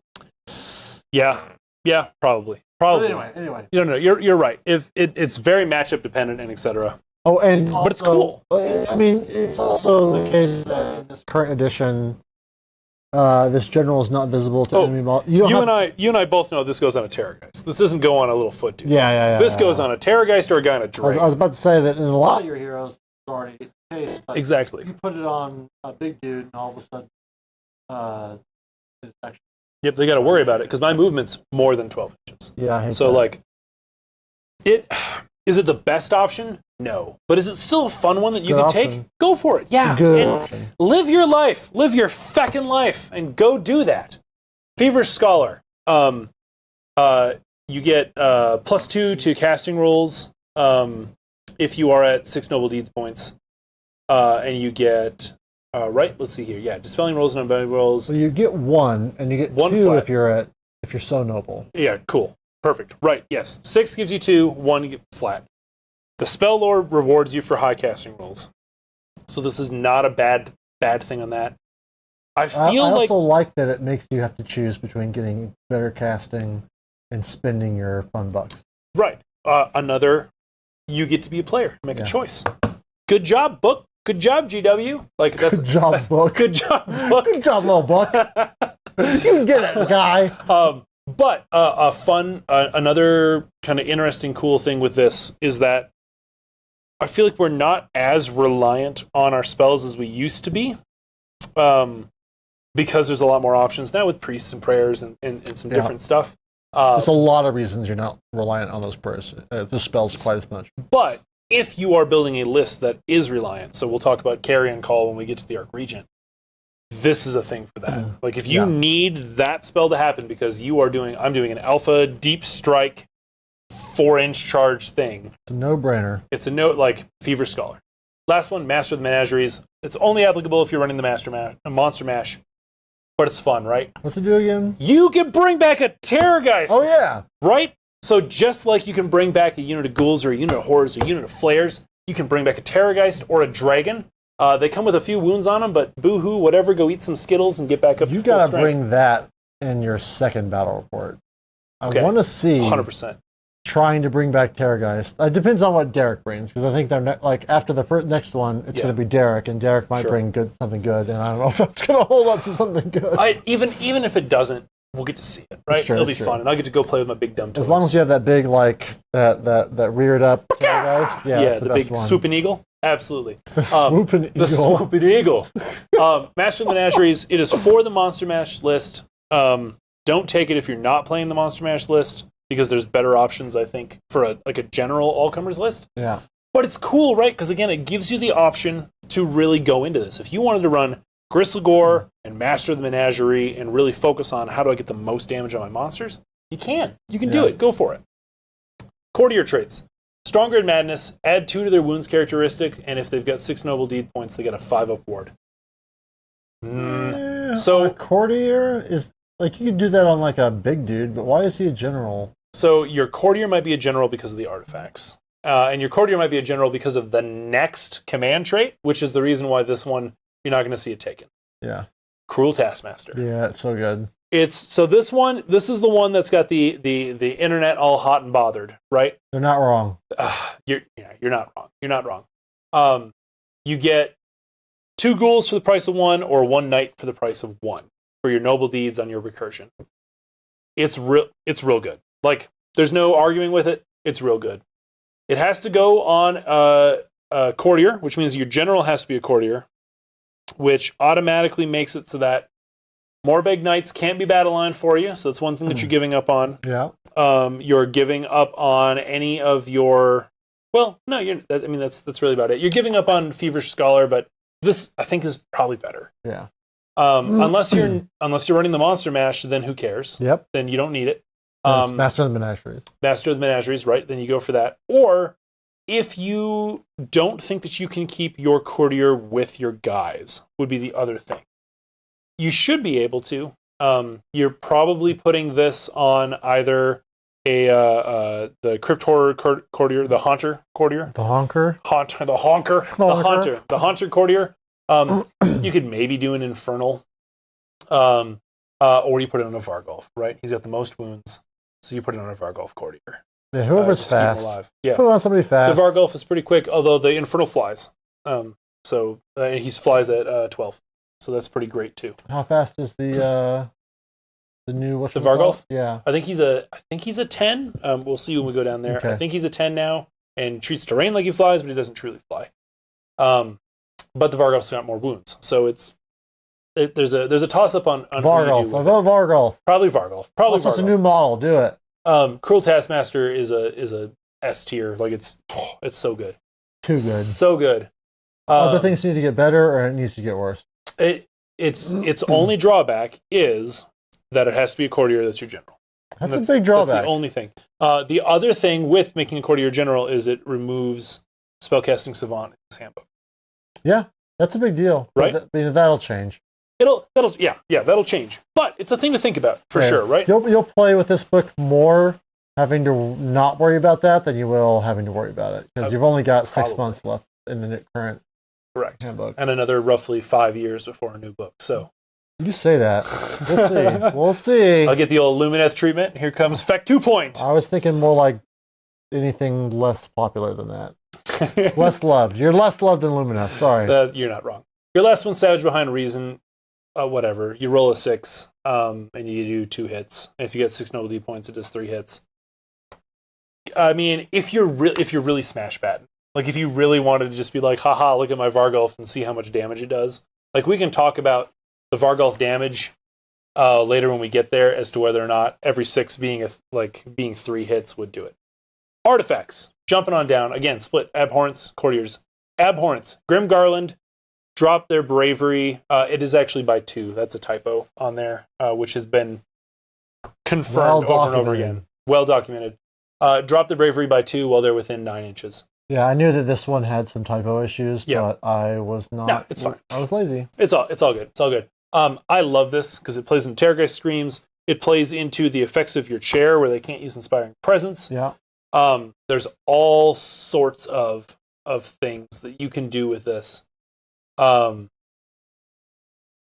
like it. I like it just because I want bravery to matter. I know Haywo is like the second anyone has to really live with losing half their units because one guy died, everyone's going to rise up in a revolt. That second is when you've been playing Auric Warclans. Yeah, like I played it and I agree with him. It doesn't feel good, but at the same time, I don't know. It's hard to say.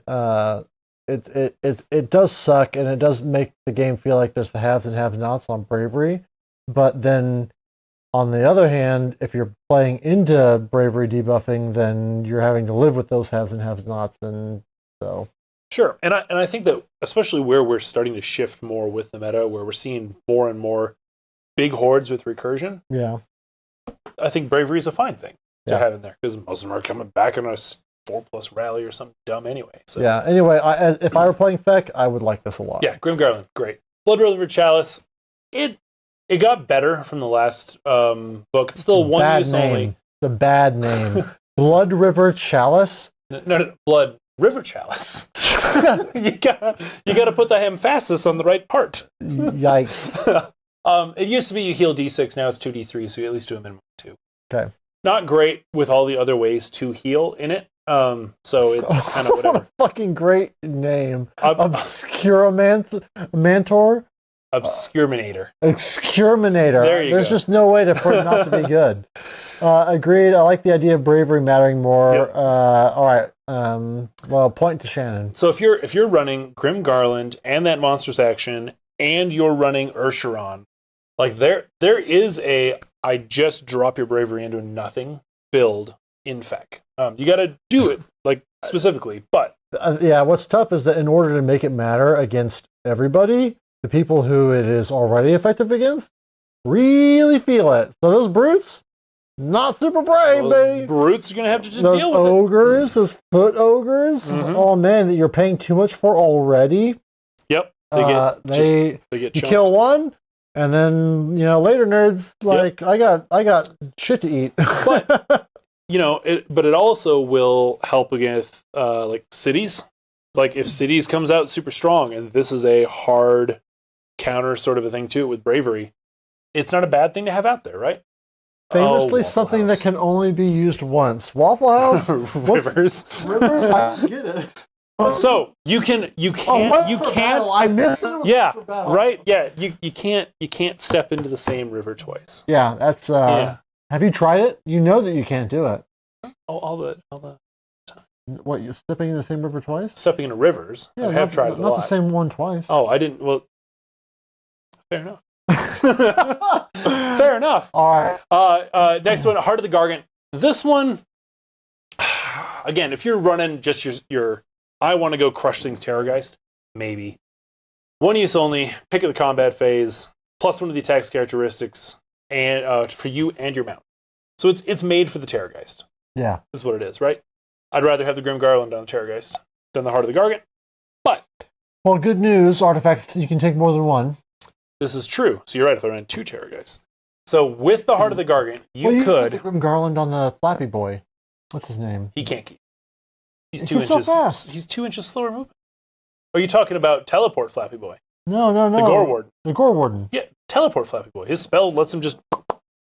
You're right. You could put that on him. I would put the Grim Garland on him. And the Heart of the Gargant on the Terrorgeist. Because that Heart of the Gargant on the Terrorgeist means that... So the Terrorgeist starts with 3 jaw attacks, +1 for the mount trait, +1 for Feeding Frenzy, and then you could Heart of the Gargant to make it a 6er. I'm in a beer and a half. That's a lot of words. Moving on. Heart of the Gargant. Heart of the Gargant has a use, but that use is on the Terrorgeist. You can maybe do it on the Dragon, because the Dragon does have its jaws and its claws. Ooh, I like how it rhymes. Maybe. Jaws and claws. Wow. What's the percentage on this? It's not that bad, right? Is it? I don't know. It's all right. It's like... I'm feeling it, though. I don't know. 8.5? That's not nothing. It's not I'm a lightweight. All right. Anyway, moving on. Courtiers. Medal of Badness. So, they can issue a command without a point being spent once per battle. And they're treated... great in the last book. Yeah, right. And are treated as if they are the general when they do so. It's kind of dumb. It's really situational. You shouldn't get yourself in that situation. Be within 12 inches instead of 18. Moving on. Flayed Pennant. You can reroll charges for friendly Flesh Eater Courts units while they're wholly within 12 inches of the bearer. This is great.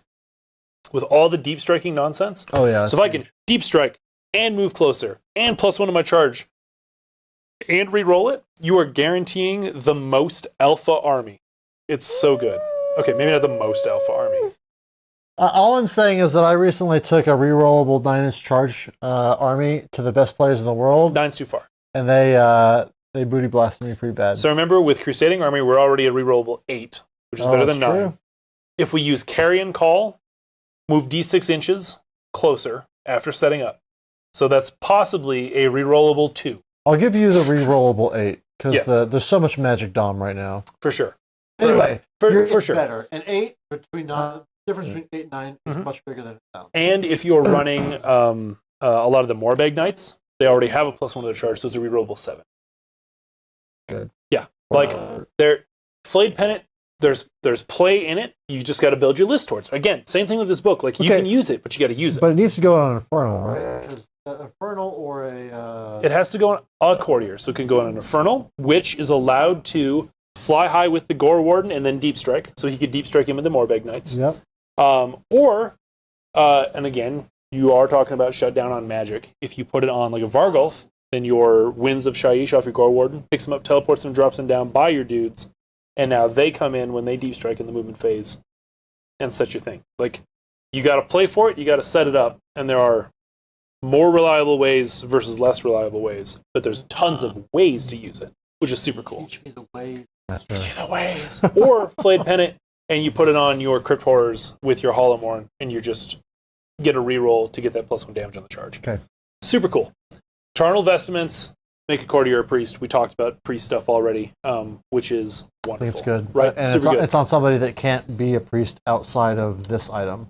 Because it's only abhorrence, which I learned today on the stream. For blister skin. For blister skin. So Absolutely. it lets you, if you're just like, if you've got a jam for freaking priests, and you need more than just casters, then you can put this guy, the vestments on one of your courtiers. Absolutely. Particularly, I need you to model on Andre some charnel vestments.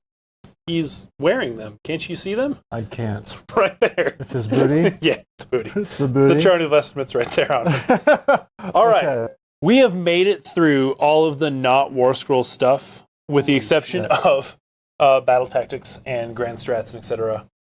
Let's go over those real quick because these are big changes. These are massive changes because I didn't have them before. I got a white dwarf that gave me a couple of battle tactics. So you had some. And one bad, awful grand strat, super which bad. They decided to keep for some reason. So did they? Grand strategies, yeah, it's still expanded. Defend the throne, right there. expand It's the kingdom. So grand strategies, legendary exploits. When the battle ends, if there are at least 3 friendly Flesh Eater Quartz heroes with 6 noble deed points each. Bad. Right? So the only faction that benefits from not using its currency is Tzeentch. After that... No. Also Slaanesh. Oh, you're right, because they get bonuses for stalking. Yes. So you're right. But this one, it's not great. Not only do you have to have 3 characters alive at the end... And it's not like Feeding Frenzy stacks. Yeah, no. Feeding Frenzy doesn't stack. If Feeding Frenzy stacked, then you would be encouraged to stockpile. Right now, you would just want 1. Correct. Yep. So this one it's not great. Don't do it. Don't fall for it. It's not great. Expand the kingdom. Complete this grand strategy. A friendly abhorrent is wholly within the enemy territory, and the enemy general is not wholly within their territory. This one, first off, much better than it used to be. What it used to be was you had to have 3 units that you summoned in still alive at the end of the game, which is dumb, right? If I'm going to summon them in, then they're free. I'm going to throw them at the enemy. I'm not going to keep them hiding in the corners to get my grand strat. This one, I could see you taking if you're running that Monster Mash, and you're like, hey, it's all about my guy on Terrorgeist, and I'm going to go seek out their general, right? So it's not the worst. It's not the best. It's really that they could put their general back in their deployment, right? And then you lose 3 points. So really, it's kill their general and have your general in their territory. Really, that's what it says. Don't like it. And then the last one, defend the throne. This is your standard. Keep people away from my terrain piece. Just like Idoneth, just like Meggetkin. You need to have someone sitting in the chair and no enemies within 6 inches. I don't think Maggot can have it.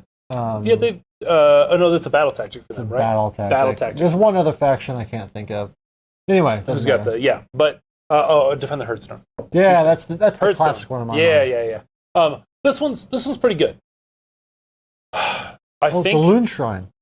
Or the Loon Shrine. But that one's just have like one guy next to it, and then you're fucked. Okay, sorry. So defend the throne is a very legit one to take if you're not going for spellcasting savant in this handbook. Okay. Which, if you're going for Cruel Taskmaster, you're not going for spellcasting savant, so you're probably going for defend the throne. So one good one out of there. Expand the Kingdom is an okay one. Legendary Exploits is a bad one. Battle tactics, moving on. Woo! Book it on through. Look how fast we're doing this. Not fast. Not fast. You guys wanted my opinion. You wouldn't let me fail at Cities of Sigmar. An hour and a half. Battle tactics. All right, Scream to Death. Beautiful. It's great. Super good. Kill something with flares, an Infernal Courtier, or a Royal Terrorgeist. If you got a bunch of them in your army, you get a bunch of chances. This is a good one. This is great. You could pick something off with his final wounds, and it's good. So that, A+. Valiant Slaying. Pick an enemy monster in the battlefield. You get it if it's killed by an abhorrent. So this is kind of an upgrade from the old version of it, which was it couldn't have any more than like 2 wounds on it already, so it had to be full health. So this one, you can pick off an enemy monster and call it good. You no longer get 3 points instead of 2. Nuts. And there dies an era. Battle tactics are worth 2 points. And everybody rejoiced. Right? It's fine. This is great, right? If you've got an abhorrent that can do it, if they've got a monster, it's a great one to have an option for. It's good. Something in your pocket. Super good. Overrun. Completed if every enemy enemy unit on the battlefield is within 3 inches of a fleshier quartz at the end of the turn. It's a great turn 5. Correct. This is a good wrap up for sure. And you don't have anything that can actually kill things in combat.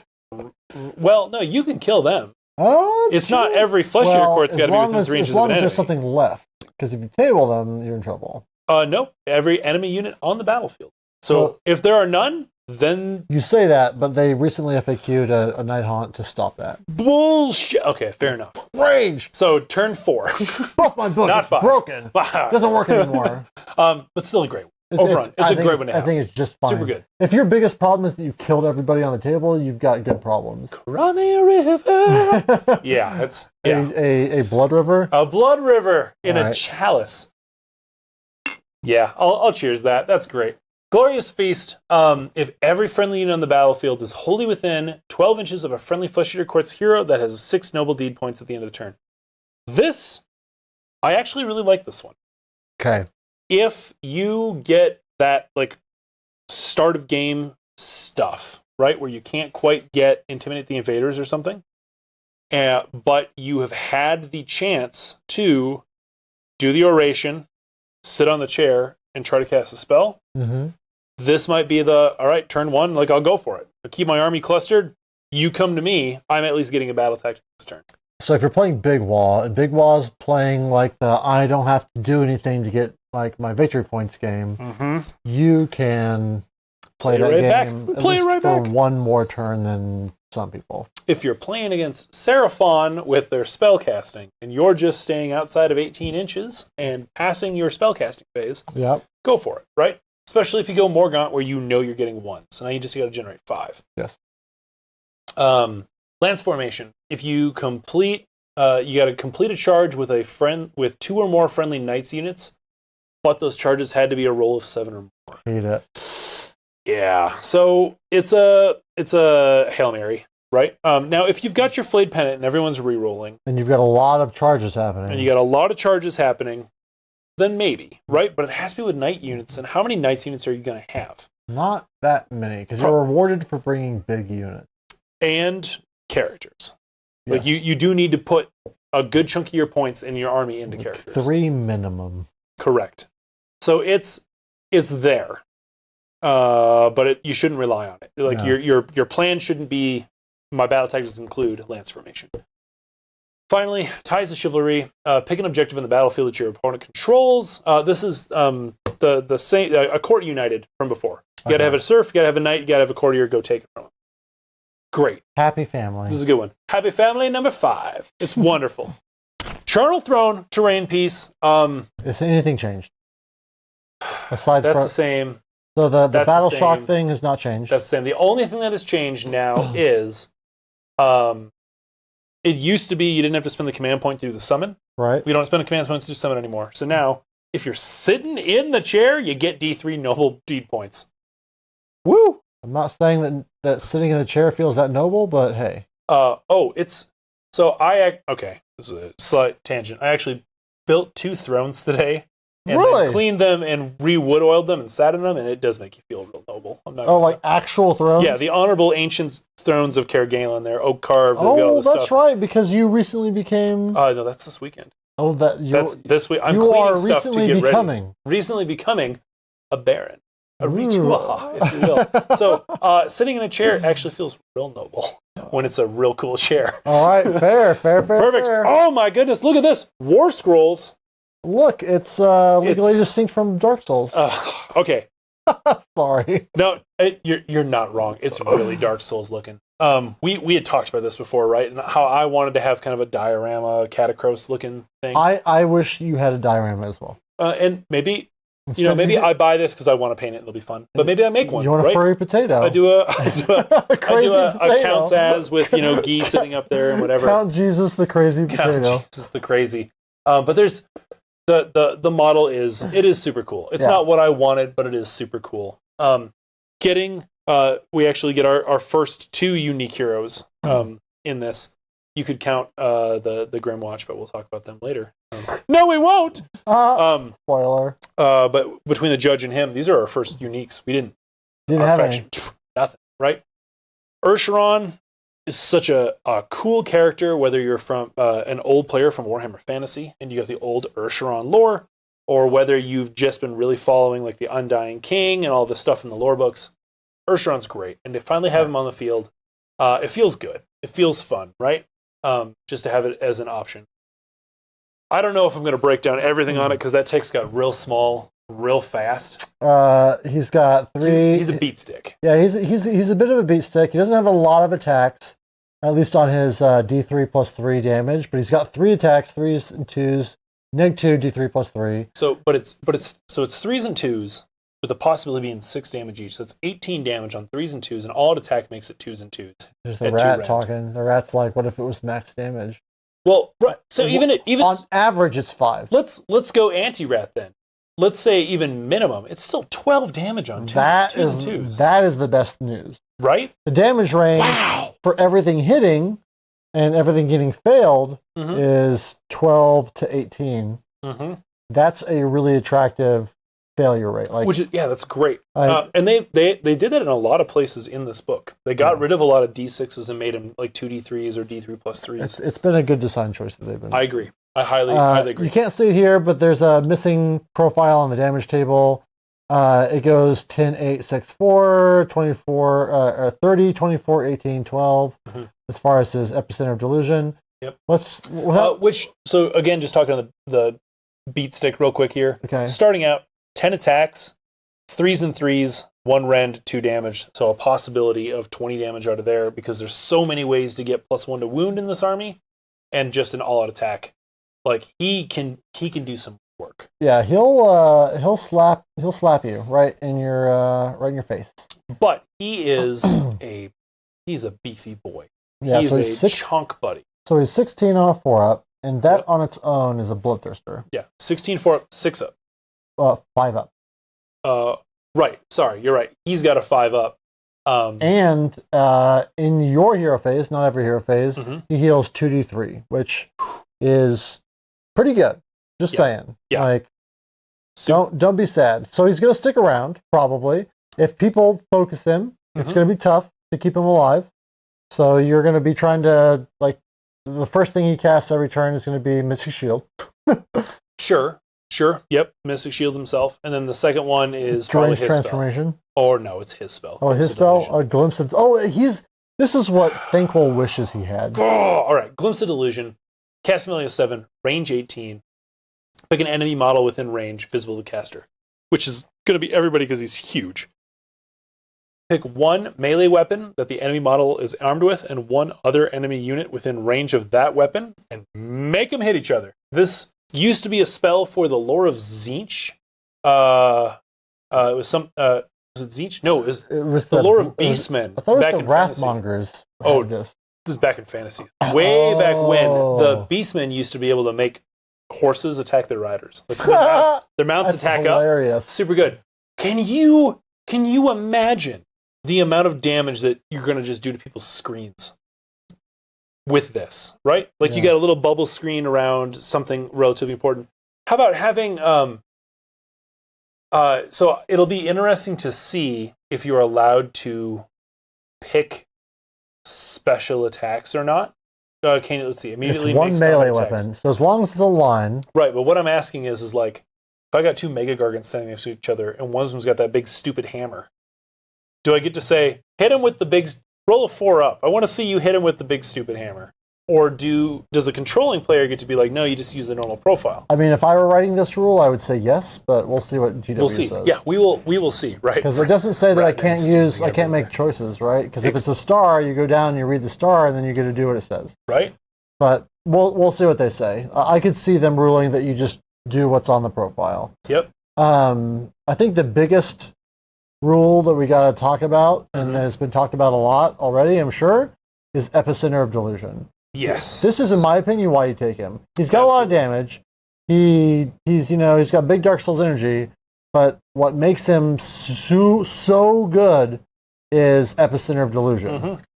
So you get to pick, when we talked about those initial courts, way back when, about an hour and a half ago, you get to pick one of those in your hero phase to last till your next hero phase.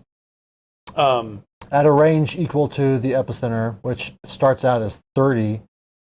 Like, holy shit. That's massive. And this is in addition to the one you pick for your army. So you get 2. And you doesn't say, I would expect that you get FAQ to say you can't pick the same one twice. Otherwise, you get +2 to run and charge, +2 to save. Let's see, hero.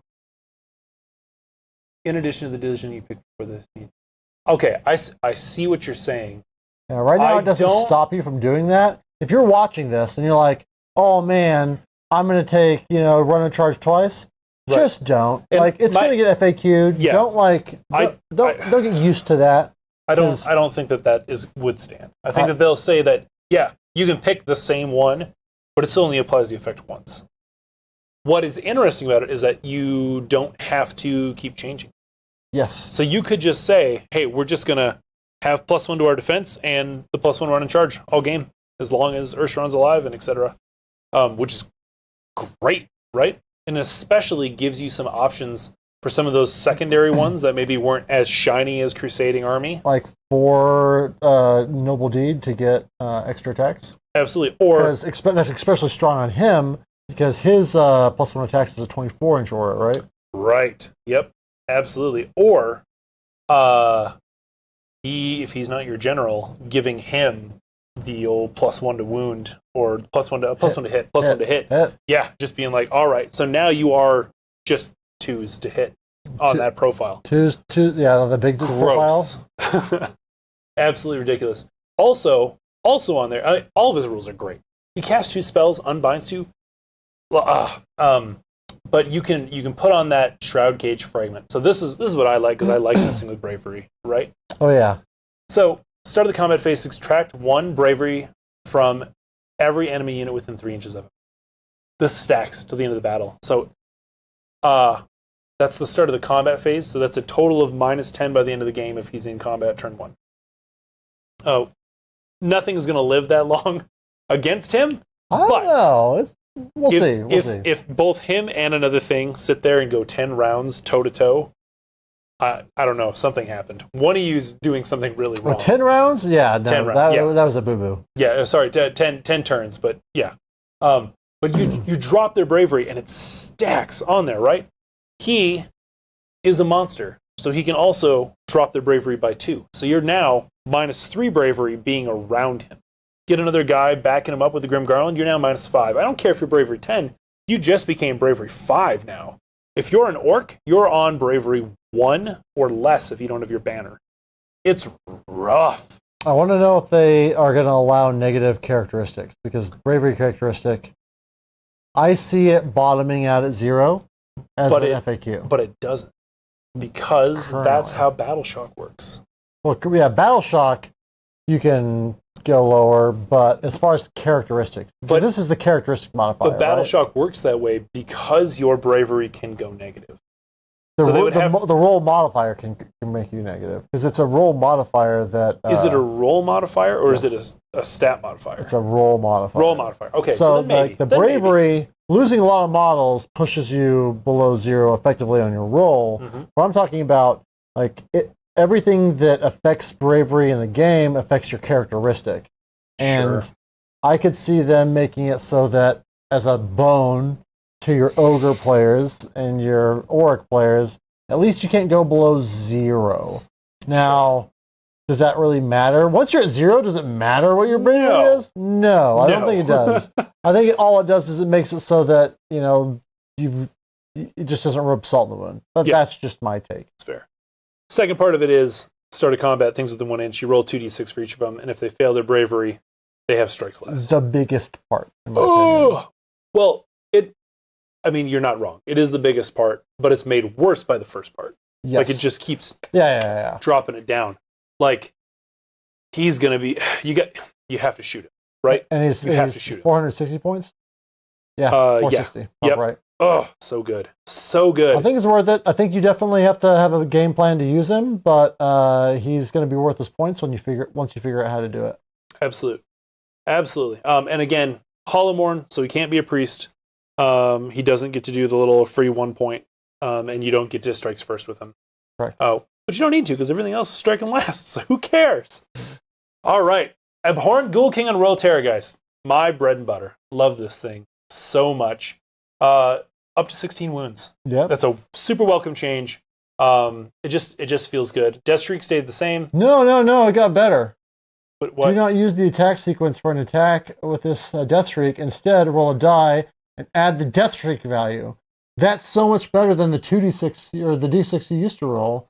And did you have a Death Streak value before? Roll a dice and add a Death Streak value. Yeah, no, this is exact. Is it? Yeah, I do 6 plus a d6. Maybe I'm thinking of... You're thinking of the Flares, which was a flat 2d6. Yeah, the Terrorgeists have always been, based on their wounds, they get that flat 6. I see. And then you add a d6. Nothing's changed in the Death Streak. Gaping Maw, nothing's changed. 6 to hit, 6 mortal wounds, thing ends. Infested! Quality of life upgrade right there. Oh, yeah? Doesn't kick me in the face for my own guy dying. It's only enemy units now. Oh, huzzah! No. Thank you, GW. I used to have to try and get that to happen. Small change that really helps, right? Still healing D3 wounds for the Royal Blood. What is different is that, and we'll talk about it on later roll scroll. Don't worry about that one. Hold on. Let me double check here. So our spell. We used to have the 5 up ward save spell. Right. Now it's a priest one. Now we've got Ferocious Hunger, which is a spell that you can pick a Royal Terrorgeist. You can pick yourself, but let's be honest. You get to reroll your hits. So that used to be the mount trait that everybody took.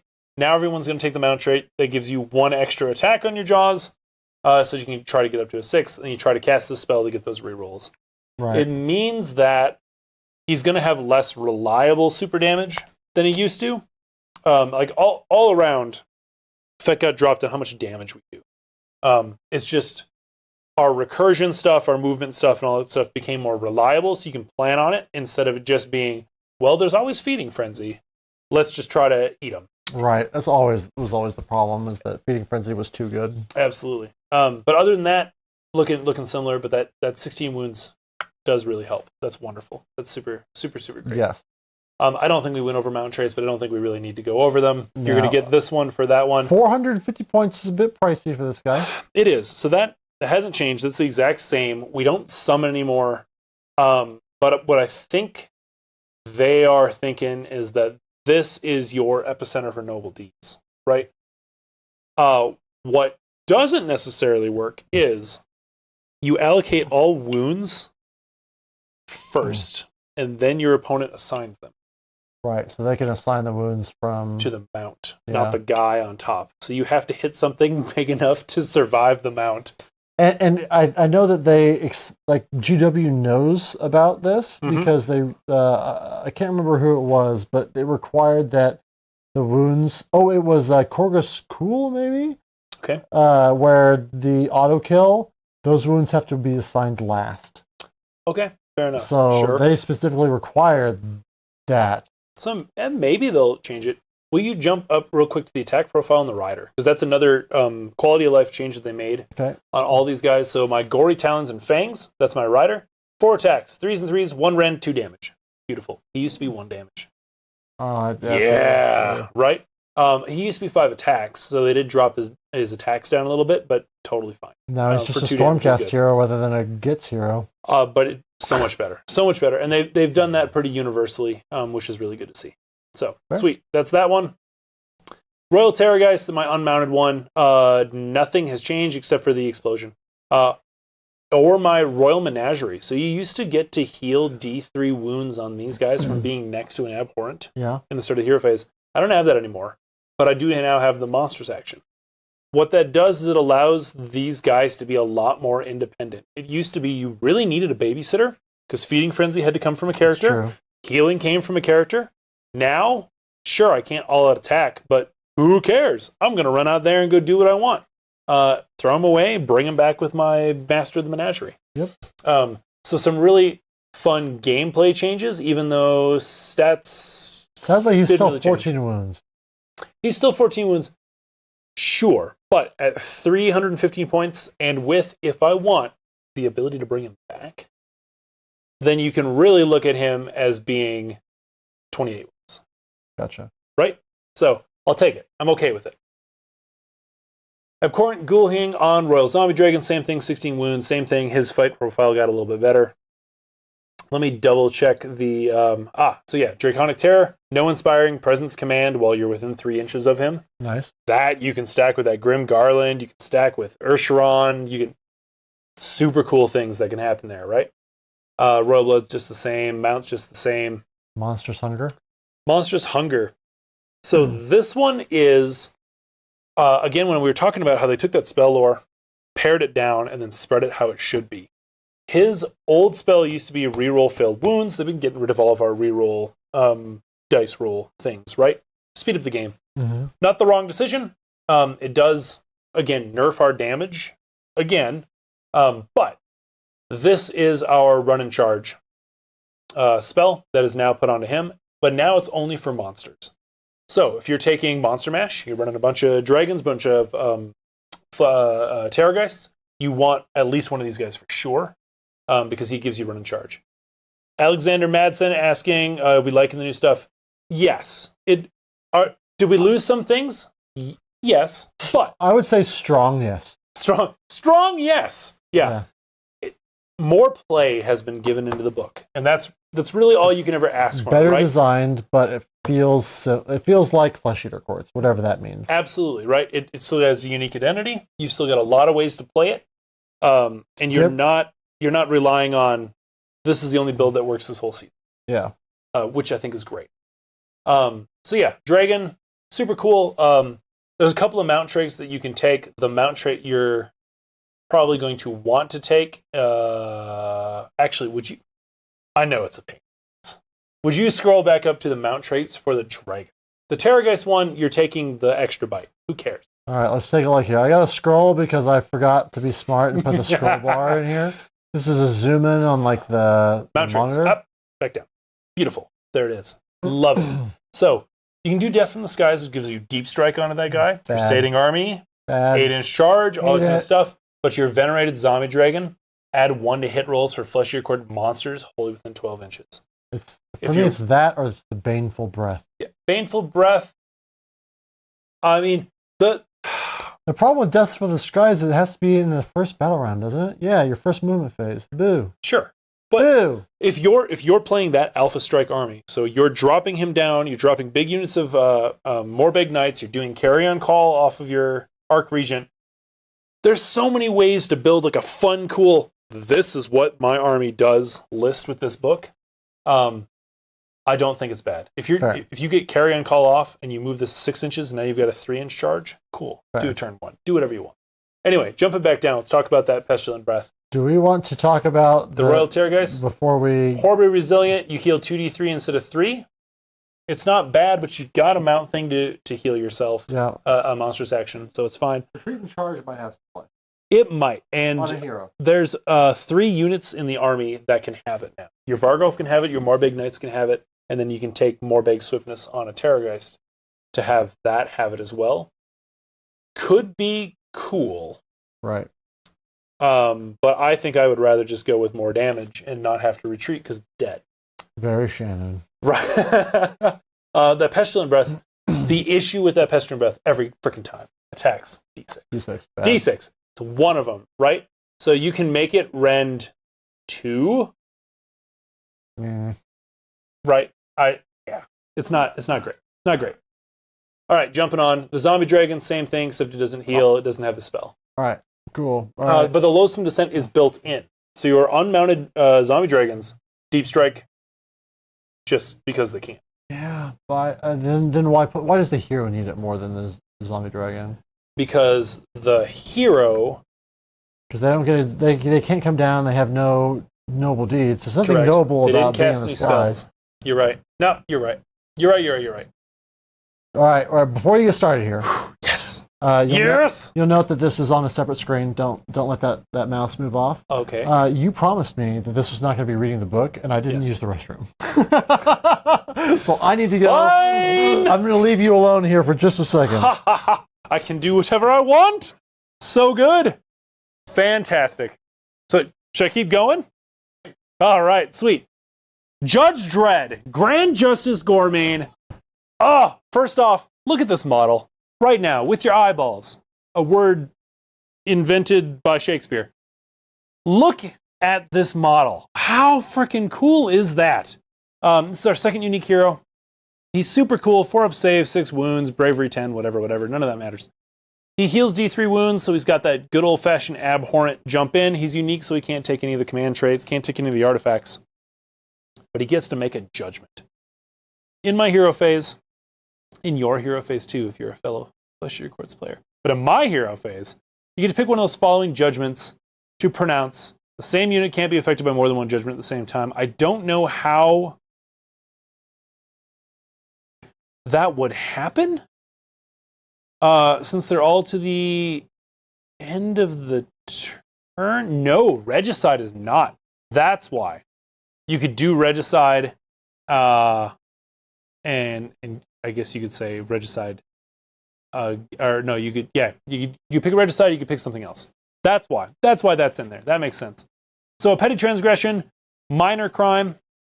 Fun fact for all of you history nerds out there, in medieval England, part of your penalty or your fines in a murder case was based on the value of the weapon in which you killed them. Kill them with a rock, not a very high fine. Kill them with a fancy sword. That means you got money. They're going to fine you. Anyway, moving on. Petty transgression. Pick an enemy unit. On a 3-up, add 1 to wound rolls for Flesh Eater Quartz that target them until the end of the turn. So good, right? Because it's visible to the model. There's no range. You just got to see them. And then after that, +1 to wound. There's so many +1 to wound options in this army. Whether you're a monster, whether you got the judge hanging out in there, it's just so good. Dishonorable conduct in battle. Pick an enemy unit visible to Judge Dredd here.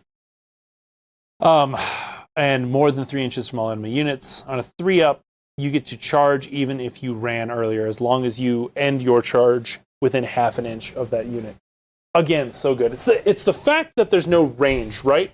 That's what's... Oh, a cookie. Thank you. Fantastic. I'll do some talking and you can eat that. Sounds great. You want to go with a grievous insult to the court? We also covered the historical relevance of the value of the murder weapon affecting your penalty when you killed somebody. All right, so just to catch you up. So grievous insult to the court. Pick 1 enemy unit that is visible to this unit and within 3 inches of a friendly abhorrent. So probably going to be a big monster, but Shannon can poo-poo me on that one. It could be the Flappy Boy.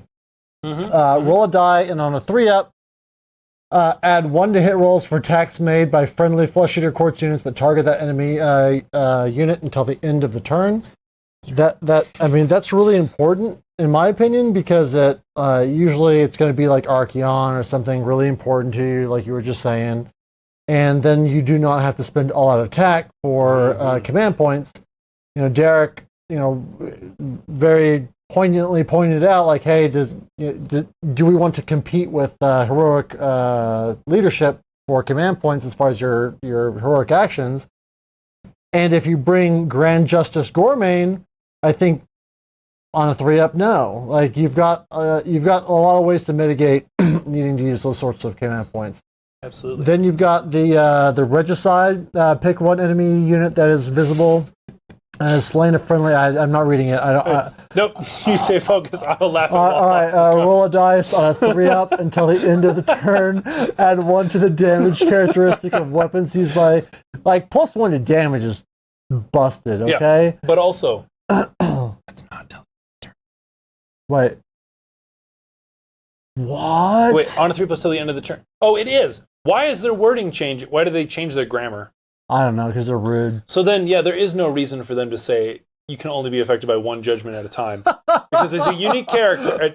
Anyway, look at my judge dog. I'm going to jail. Look at my judge dog. Go to jail. Yeah. Oh, so good. But that is great. So right? there are 2 units that in my non-Feck player mind are must-takes in this book. One of them is Grand Justice Gormain, because these aren't prayers, they're not spells, they're just abilities that go off on a 3-up. Mm-hmm. Oh, so... I'm not saying he's a must-take, but he is a real good take, right? So, as I've been tinkering with lists and doing a bunch of list building, points are tight. Because you do want to have X number of characters, and et cetera, et cetera. And the downside to Grand Justice Gormain not having that stuff is that he's not really going to be generating noble deeds. He's Hollowmorn locked, too. And he's Hollowmorn locked. So you can't make him a priest. Right? He can't Morgon to get those passive points, which means that the only time... He's either sitting in the chair, giving a speech, or he's got to go do the combat himself, because he doesn't cast any spells. That is not to say he's not good. Right? Like, he is a good piece. It's just a matter of whether or not this is something that you want to have in your list, right? Or just take the burden of the go for mouse no, off please, of you. please do. Either way, fantastic model. Get one for your collection, even if you never sees the field, right? Oh, so good, so good. Why would he never see the field? He's so... Also true. That's true. Speaking of people, good models. Yeah, right. So, and of things that will always see the field. Gore Warden. Okay, 7 wounds, 4-up save, moves 12. All that, whatever. We've got our 5 attacks, 3s and 3s, 1 rend, 2 damage. That's our new kind of abhorrent profile. But his big things are Royal Hunting Party. So you can choose to put him and either Flayers and Morbig Knights up in the sky, and they can drop back down. And those Morbig Knights already have +1 to their charge to Crusading Army to make it +2 to their charge.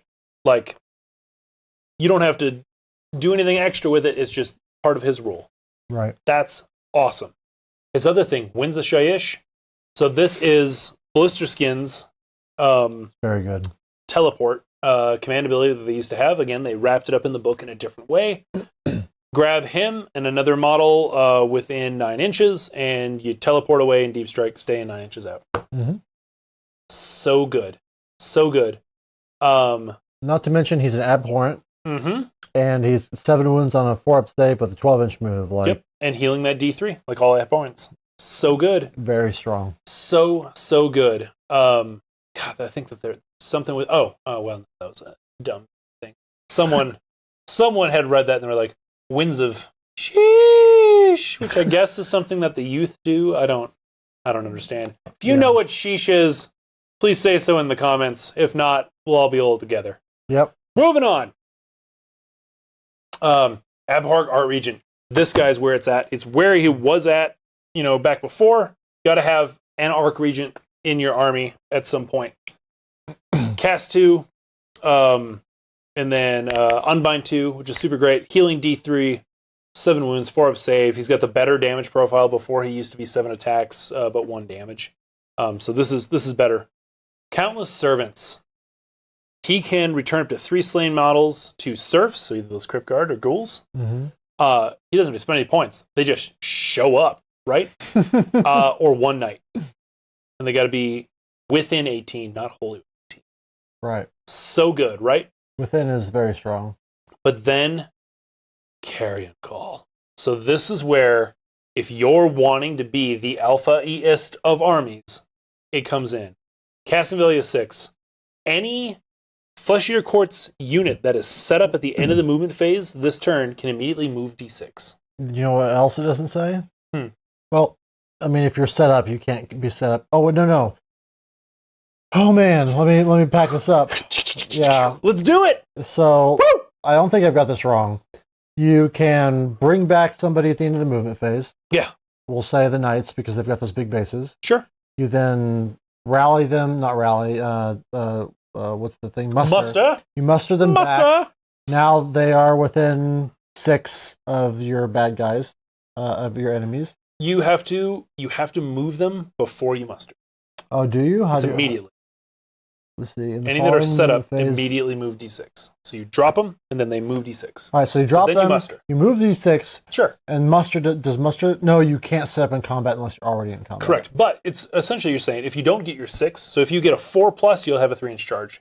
Because one more guy will make it 3 inches away. It's just really strong. It's great. It's fantastic. It's the second of the 2 must-takes in my book. Free real estate. Yeah, like It's, oh, my goodness sakes. Countless Servants combined with Carrying Call. Carrying Call doesn't go off every time, but Countless Servants is free money. Yeah, for sure. But that Carrying Call, so that's your... If you want to take Monster Mash, where you've got just a guy on a Terrorgeist and 4 dragons that drop down 9 inches away and now all creep on up. Oh, ridiculous, right? The Michael Sewell comment for you. Oh yeah, right. Been playing for 25 years, never interested in fact till this release. They did a great job. It feels like they've got an actual identity. Before they were just fight twice the army, and now they've got I'm with the noble deeds. They feel a little bit more like flavorful, like you're part of the thing. For certain, right? It's something very unique to Death. We're also the only priests in Death, which is super unique. Tons of flavor, cool new models. Baylor Corvette also pointing out it's unlimited range. Like you cast board. It's the board. It's the board wide. He's also asking if we're looking at Lone Star. I have not looked at my calendar yet. When is Lone Star? Like I just signed up for Rocky Mountain Open, which is early March or mid-March. Mid-March. It's actually on St. Patty's Day. Right. We were just talking about that. And then I signed up for Flying Monkey Con, which is already on sale, which, hey, thanks. And that's at the end of September. Yep. And they just moved into the biggest dome in Wichita. The Rotunda. The Rotunda. So those are the 2 things I'm signed up for right now. Yep. I might do Lone Star. Yep. Not the FLG one, but the real one. If we do Lone Star, let's talk about trains. Obviously, this is a derailment of the conversation, but oh shit, it's behind the hype button's so far away. It's behind the green screen. So far away. Anyway, but we'll keep jumping. We'll see if he brings up the date here. All right, cool. I had a great time at Lone Star. Lone Star was fun. Good. It was super good. Super good. Good to play against a bunch of people I never play against too. 100%. Right? And then you also, because we had to get matched up. Hey, you 100-man tournament. Pushed my poo all the way in. Ghosty poos. Anyway, Abhorring Arc Regent must take. Yeah, he's 150 points now. He dropped so much. Like, take this boy. You got to do it. March 2nd to 3rd, so it doesn't overlap. We'll see, buddy. If you go, I will try and make it. I gotta check my. This guy has like real hobbies outside of this hobby, and so much. I got a Baron. All right. Know. Abhorrent Ghoul King. This guy's in a weird spot. I'm not gonna lie. It's not bad, but he's in a weird spot. So he's got 6 wounds, 4 up save. He's got that 5 attacks, 3s and 3s, 1 rend, 2 damage, which makes me a little sad because the guy in the Terrorgeist only has 4, unless that's a typo. That's a good point. For the amount of attacks, right? Could just be hard to reach, you know. Could be. Cast 1 spell, but his only spell on his War Scroll, like this is your Blizzard folder, right? Right. Unnatural speed, cool. It affects himself. He gets a 3d6 charge roll, and then if he makes that charge, he's got strike first. He's a weird little assassin that doesn't have a ton of damage. He's got this Code of Honor rule. You just pick an enemy hero that you like. Say, hey, we're having a duel, which is a fun callback to Warhammer Fantasy. Mm-hmm. Add 1 to the damage characteristic of his melee attacks, but he has to hit that hero. So it becomes 5 attacks, damage 3, possible 15 damage, but it's only 1 rend. It's 3s and 3s. Let's say it's the 1 rend into a hero that I'm not wild about. Right? It's such a weird thing. Maybe if there was also like if we were, and maybe this is the wheel turns sort of a thing. We get back to our Galatian champions where you've got like a galley champ's got to kill a galley champ sort of a thing. Maybe. Cool. Like it opens the door for other rules that might not fit right now with the current gameplay. I see him as a 130 point priest. That's what I see. Sure. Fair enough. But why would you take a 130 point priest when you could take 100 points, which we'll talk about later? I thought it was 120 points. 120. That's still 20. That's a 50. That's a 1/5 increase. It's a 10-point increase. Yeah. But then you're also a wizard for unbinding. This is true. Anyway. Yep. So he's not bad, right? He's in a weird spot because I don't have a strong roll. Just doesn't have a strong. He's a melee foot hero assassin. Yeah. The worst roll in the game. Yes. There you go. Perfect. Sounds great. Abhorrent Cardinal. This was another model on my wish list. I wanted to see something like this, like a Vizier sort of a thing, / a Cardinal. Great model, super fun. The model's great. A lot of people are poo-pooing him a little bit. He's 120 points. He is an Abhorrent, and he has Priest, right? So he gets access to that sweet prayer lore, which is great. 5 wounds, 4 up save. He's only got 3 attacks, and they're damage D3, so that sucks. He's just a typical caster priest melee profile. Still gets the heal D3, but on 5 wounds, it's a little iffy. He does stop the chip. It stops the chip. He has Speak in Tongues, though, is his special prayer. Range 18. Pick an enemy unit within range, visible to the caster. Each time they receive a command on a 4-up, no effect. So it's situational, right? It's it could, because you have to do that prayer before they're shooting or whatever. Like you could really stack on I really just want to kill this, right? You could do Speak in Tongues, you could do the judge to say whatever on a thing and just be like, this unit dies this turn. Right. But for 120 points, is it worth it? I don't know. The model's great. I'm sure I'll take it to a game or two and find out. But the best part is if you run the everybody is a priest, you can put your unimportant casters with that model instead. This is true. You're right. I could run it as my Arc Regent if they have the same base size. Yeah, I agree with Michael. The Pope is too cool not to get. That's fair. He does have some comments there. His Christmas stash is a start collecting box, a Dawnbringer's box, and a new box set. What's in the start collecting? Start collecting comes with a Gore Warden, unit of Morbeg Knights, unit of the Crypt Flayers. So that's the new box set. Oh, the start collecting, the old start collecting. Terrorgeist, Knights, Ghouls.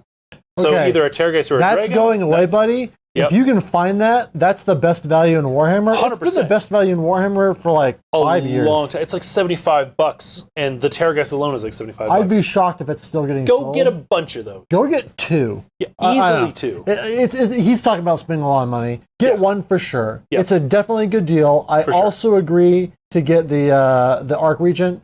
I don't think you need it right away. You can actually, as far as like... Here's the thing. It's a different base size than all your other guys. Yeah. Get an Arc Regent. You need an Arc Regent. Get an Arc Regent. You for sure need one. And it doesn't sound like it, but get the chair. The number of times that chair has mattered. It's so good. It's very good. Now you can proxy the chair, right? That's true. Make your own chair. It's just very cheap. It's a weird footprint, but you can find it on the internet. You can find most things. You can find things on the internet. I got it for $150 Australian only. Only one left in the country, baby. I bet. Woo! I bet. Heck yeah! Perfect. Also, shout out to you, my Australian king. All my Australian opponents at Worlds were amazing. Where? I'm going to tangent real hard here. Where in Australia? Where are we coming from? Because I went and studied in James Cook University in Townsville. You did? Yeah, I ran around catching everything venomous and playing with a bunch of things that should have killed me. Went swimming with the crocodiles. It was great. Yeah. Good stuff. Good stuff. The chair just came back in stock. Beautiful. Yeah. That's a must-have too. Arc Regent chair, for sure. And then after that, build your list. Yeah, because it's not just that aura. It's just being able to sit a hero in there. They get -1 to hit, +1 to save, and they generate fun points. Yep. Yeah, they're so noble. Not every terrain piece feels as important, but like that one feels like big one. You could talk yourself out of it, and you will regret it. It's also a grand strat, possibly. So yeah, Sydney Blue Mountains. Sydney Blue Mountains. All right, Daytown. Very cool. New South Wales. Cool stuff. All right. Cheers, my friend. I hope you're having a great Warhammer out there. Absolutely. I hope that you run into that hype button that I gave out. I hope that it shows up somewhere on your tables. Okay. Anyway. So the Cardinal. I don't know. I'm lukewarm on him, but I love the model. The model's great. He's a proxy. Model's great. He's a proxy. Minimum A tier, S tier proxy. Right. Fair enough. Maros Herald. Okay. All right. Lord Dirtybone. I feel like Lord Dirtybone is one of the winners of this book, jumping up from the previous thing. This was a hot take for me. Yeah. So a lot of people poo-pooed him pretty hard when he came out. to the point of the guy in the suit will like him. And they're not wrong. I did. And you're right. He wasn't super great, but I did use him at Flying Monkey to great effect. Yeah, he won you a game. He won me a game up against Fire Slayers. So good. He, I think, sees major improvement in this book without changes in his rules. So sing us the song. Singing you the song. So his stat profiles all say the same. He's got his Kings and Treaty, right? Give him the Dirty Bone. So start of the combat phase, right? No, end of the charge phase. End of the charge phase. Yep. Offer a bone to an enemy within 3 inches. So you can use him defensively, or you can run him in to be aggressive with it. If they refuse, all of your Flesh Eater courts realize he doesn't believe the delusion, and they go tear him to parts. So everything gets strikes first within 3 inches of him, which is great. Mm-hmm. If he accepts every time he issues or receives a command, attempts to cast a spell, or chant a prayer, they have to take a bravery check. And if they fail it, they fail that action. Super cool. Good. With the ability to now stack -5 bravery and cascading bravery with Ursharon. Just run him next to Ursharon. Anything that charges him now has to deal with this and will immediately be at -1 bravery, if not more. Right? Ursharon could do the monster's action, now they're at -3. So good. Other things that you can do with him. So he's got this don't shoot the messenger rule, which is super fun. Mm-hmm. If he's within 6 inches of 5 or more friendly Flesh Eater Quartz models, you can't target him. He's not visitable. Question for you. Because there's a fun rule with the Flayers that we'll talk about coming up here, where the Flayers can pick up a courtier that can't fly, bring him with them, and then drop him down within 3 inches of him. Okay. So those Flayers could end roughly 3-4 inches outside of an enemy. Okay. Drop him in front. If he charges first, can they unleash hell? On him? Yeah, if he's within 6 inches Not of at those all. guys. Right. No. You can shut off Unleash Hell with this boy. So good, right? So good. You can now make him a priest with the charnel vestments. Mm-hmm. So not only is he doing all of this cool stuff, but also doing a prayer. Why not? Bring him with. Have those Flayers pick him up, drag him with, and then he can either do like the 5+ ward save prayer on them. He could do the targeting one so that they're bonuses to hit. So good. If you want to make him your cruel taskmaster. So he is sitting behind those Flayers or those Knights, because he can kind of keep up with the Knights. They're a little fast for him. But if you do it with Flayers, and he's back behind them, anything that charges the Flayers gets Unleash Hell, and then immediately gets a Dirty Bone. Right? And he's there to just... Gets a Dirty Bone. Gets a Dirty Bone. I think of the Morrowscrow Herald, because of the changes in artifacts and command traits for courtiers, got a big buff, as well as the fact that he's 100 points, which is now our cheapest hero. You need noble deeds in this army. He's tied for cheapest hero. He's tied for cheapest hero, but we'll talk about the other two. Okay. And I think that he steps forward as the best of our cheap heroes at 100 points. I agree. Therefore, if you need a hero, then just take him for noble He's your deeds. best cheap hero. He's your best cheap hero. Good job, Lord Dirty Bone. High five to you. Do you get fun points, noble points for chanting prayers? Yes. All right. Yeah. Right? Good. So good. Royal Decapitator is a meme. So first off, the model is... I love the model. I will get one for the model, just like the Cardinal. Also because I love Flesh Eater Quartz. Right? He's 5 up save, 5 wounds. He's pretty flimsy. He's got 3 attacks, 4s to hit, 3s to wound, 2 rend, 3 damage. So it's super swingy, right? Executioner's Entourage. You can have ghouls fight after he fought, right? Okay. Cool, whatever. That's fine. Whoa, I think that's really good. Sure. Off with their head. He's Okay. got Neferata's dagger. Yeah, or Korgus Cool's axe. Right? He's got a 1 in 3 chance of just killing whatever as long as he damaged it. He's a meme, right? Mm-hmm. 9 horrors / Flayers. Build the horrors. Like start with the horrors. The Flayers are cool, but a 9 block of horrors is cheap, really resilient, and a staple of most people's lists. Synergizes really well both with old and new rules. Where Correct. Yeah. The thing about taking a lot of small units is that each time you bring back a unit, you got to spend 6 noble dude points.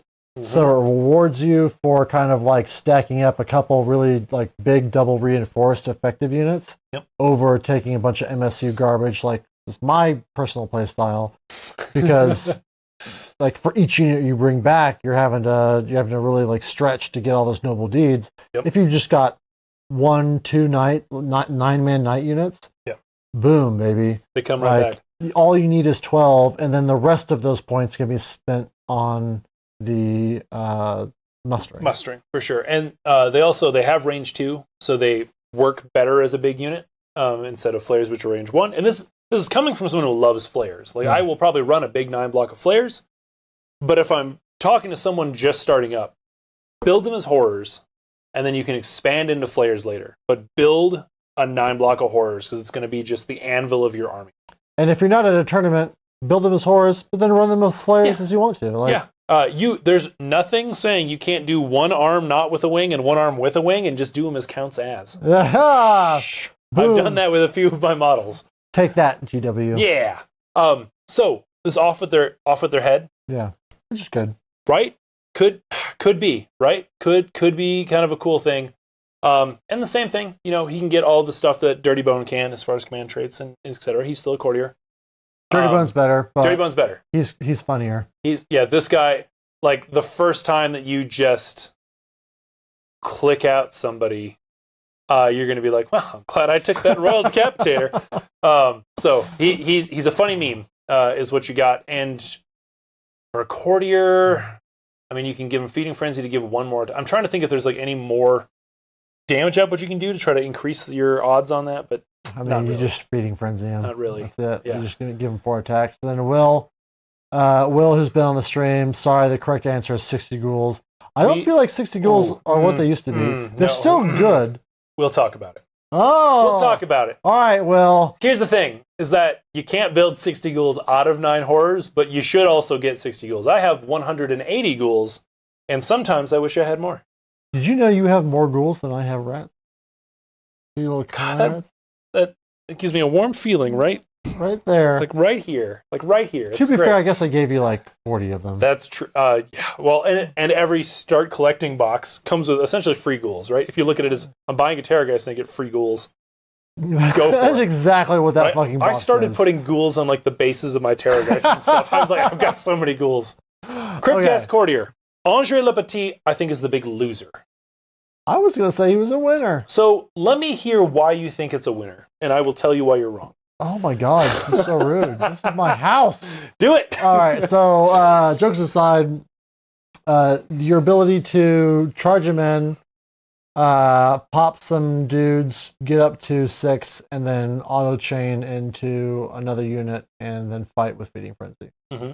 That's it. That's all I got. Okay. He's a cheap ass hero, 100 points. Though now that you've talked about how Lord Dirtybone is, I cannot seriously look at Lord Dirtybone. Look another man in the eye and be like, Lord Dirtybone. Lord Dirtybone. You can do it. So Lord Dirtybone being 100 points makes him difficult to choose. Also, so the execution is the exact same thing. Oh, does he? As this. You can fight, and then whatever, and then he gets 100 points too? Yeah. What's the difference? D3 damage? Is that it? No, he's 3 damage. Well, I mean, 5 attacks, 4s, and 3s. Go back up. Maybe double check. Maybe he's not 100 points. Nope, he's 100 points. Well, he's 100 points in this document. Okay. Which I believe feels like a mistake. I think he is. So I think the courtier should be 80. Which is what he was. Points, He was 80, and I think they were afraid that you were just going to take a bunch of super cheap courtiers just to sit there and generate noble deeds. I'm hanging out, giving speeches to each other. You know what? If that's what you spend, 500 points on, you probably already lost. So the other reason why, look at that wound value. 4 wounds. So he doesn't even count as 2 as an objective. He can get picked off 20% easier. Counts the same amount of points, has the same rule as the other guy. What they used to have, what the Cryptgas Courtier used to have, was the ability to bring back ghouls well, right? Without that, there's no reason. Like, Andre may never see the field at this point. These fucking flesh eater people, like, flopping out their ghoul dicks. Like I've only got 120. Sorry, the creature is 60. Only at 120 got me beat. The Decapitator strictly better than the Crypt Gas Courtier. He's got all the same rules as the Crypt Gas Courtier, and then more, and an extra wound for the same points. What? You will see a point reduction in the Crypt Gas Courtier in the next battle scroll, or whatever it is. The problem is that you have to build the Cryptghast out of the ghoul kit, right? That is a problem. It's not the problem, but you are completely correct. You buy 20 ghouls, you get 19 and a Cryptghast Courtier if you want to do that. It's so bad. So here is the point to insert this. Okay. If you want Cryptghast Courtiers because you don't realize the Executioner's better, or Dirty Bone, quite frankly, go buy an old Grimwatch smoldering on the shelves because they got dropped. The Grimwatch is not in this new book, and it is the first warband that they've decided, you know what? These bats were too ugly. We're not putting them in anymore. Which is too bad because the main guy, the ghoul with like the long beard and the axe, is a sweet sculpt. He looks great. He looks great. What's his name? It is the Grimwatch, and it is I don't know. I've never taken him because he sucks. He's awful. He was bad. The Beast Flayers came out and they did what the Grimwatch did, but better. Fair. The models are better. So now all of those are just my ghoul courtiers on a slightly bigger base, and that's what you should do if you can get a hold of them. Right? To take me years to paint that many courtiers should have been banished to the Shadow Realm. They kind of were. So the reason why they're not is a reason of production. Every box that's out there already of Crypt Gas Courtiers, start collecting or whatever, every instruction manual that tells you how to build them tells you how to build a Crypt Gas Courtier. So you would have to remove all of that if you dropped them from the book. This is strictly business, is all it is. That's the only reason why this model is still in. If they drop them down to 80 points, maybe you'll see some play. It'll be a little filler thing, right? Yeah, Michael Sewell, the secret to painting ghouls is contrast paint and not respecting those old-ass models. I don't use contrast paint. Yeah, well... Spray paint them white. I can't... Yeah, like that's like contrast paint on steroids. It's just spray paint. Spray paint them white. Looks great. All right, let's jump down to the Vargulf. All right. So the Crypt Gas Courtier and the Grimwatch are the two big losers of the book, I think. I think they're the ones that they got a little shafted. They got a little dirty boned. Vargulf Courtier, move 10, 4-up save, 8 wounds. So this is your biggest, your beefiest courtier, right? This is new Smash Bat, and he does have a stupid potential for damage. First off, Victory Feast got upgraded. It used to be D3 wounds, now it's D6. So as long as you kill the model, you heal D6, you can immediately retreat. How awesome is that? That's very good. It's super good. As a player who's retreated a rat before, I can tell you, yes, it's good. Super, super great. Absolutely fantastic. Bounding strides, whatever, he gets to count as flying going over terrain, but not over models, which is a little sad. What? Michael Sewell, yeah. Comparing the perfect like complexity of Fusiliers to like the Play-Doh of a ghoul. Ghoul. Spray paint white, watered down, Agrax Earth Wash, paint pubic hair. You're done. That's all you need to do. Michael, I tell you what, you paint that first ghoul and you're like, this is not, like, one of these is not the same. They are much easier to paint. Ooh, actually, that's a good question. I haven't really looked at allies. What do you mean? Do we still have allies? I don't know. I'll have to look at it because we're not cool people who get the actual book, right? Yeah. Vampire can't cross over models anymore. You could still count your flares as Vargeists pretty easily, and your Terrorgeists and Zombie Dragons are still the same between both books. So Michael, I'm not saying buy 120 ghouls. Don't do it. I am. Try 10, then buy 60. No, 20. Their minimum use says 20 now. Oh, It's a change. Oh, it's a change. Are they sold in 20-man boxes? Yes. Have you ever bought a box of ghouls? No. Why would I do that? There's still plenty of the from the was the Bellicor one where find one of those. It comes with 3 knights, 20 ghouls, and an Arc Regent. If they still sell them. If they're still out there. Anyway, back to the Vargolf. Focus. All right. It's been 6 hours. We gotta get this done. Our friend, baby Corvette, I think Soul Blight are the only allies. Which is the same as it was before. It's a little sad because there is lore things where Nighthaunt has teamed up with them before. Definitely not OBR. We're a little too crazy for their, stick in the mud order nonsense. Right. But Smash Bat. Smash Bat. Look at this. Immense Claws. 5 attacks, damage 2. That's a possible damage 10. Jaws, or the dagger-like fangs, 1 attack, 3. That's possible 13.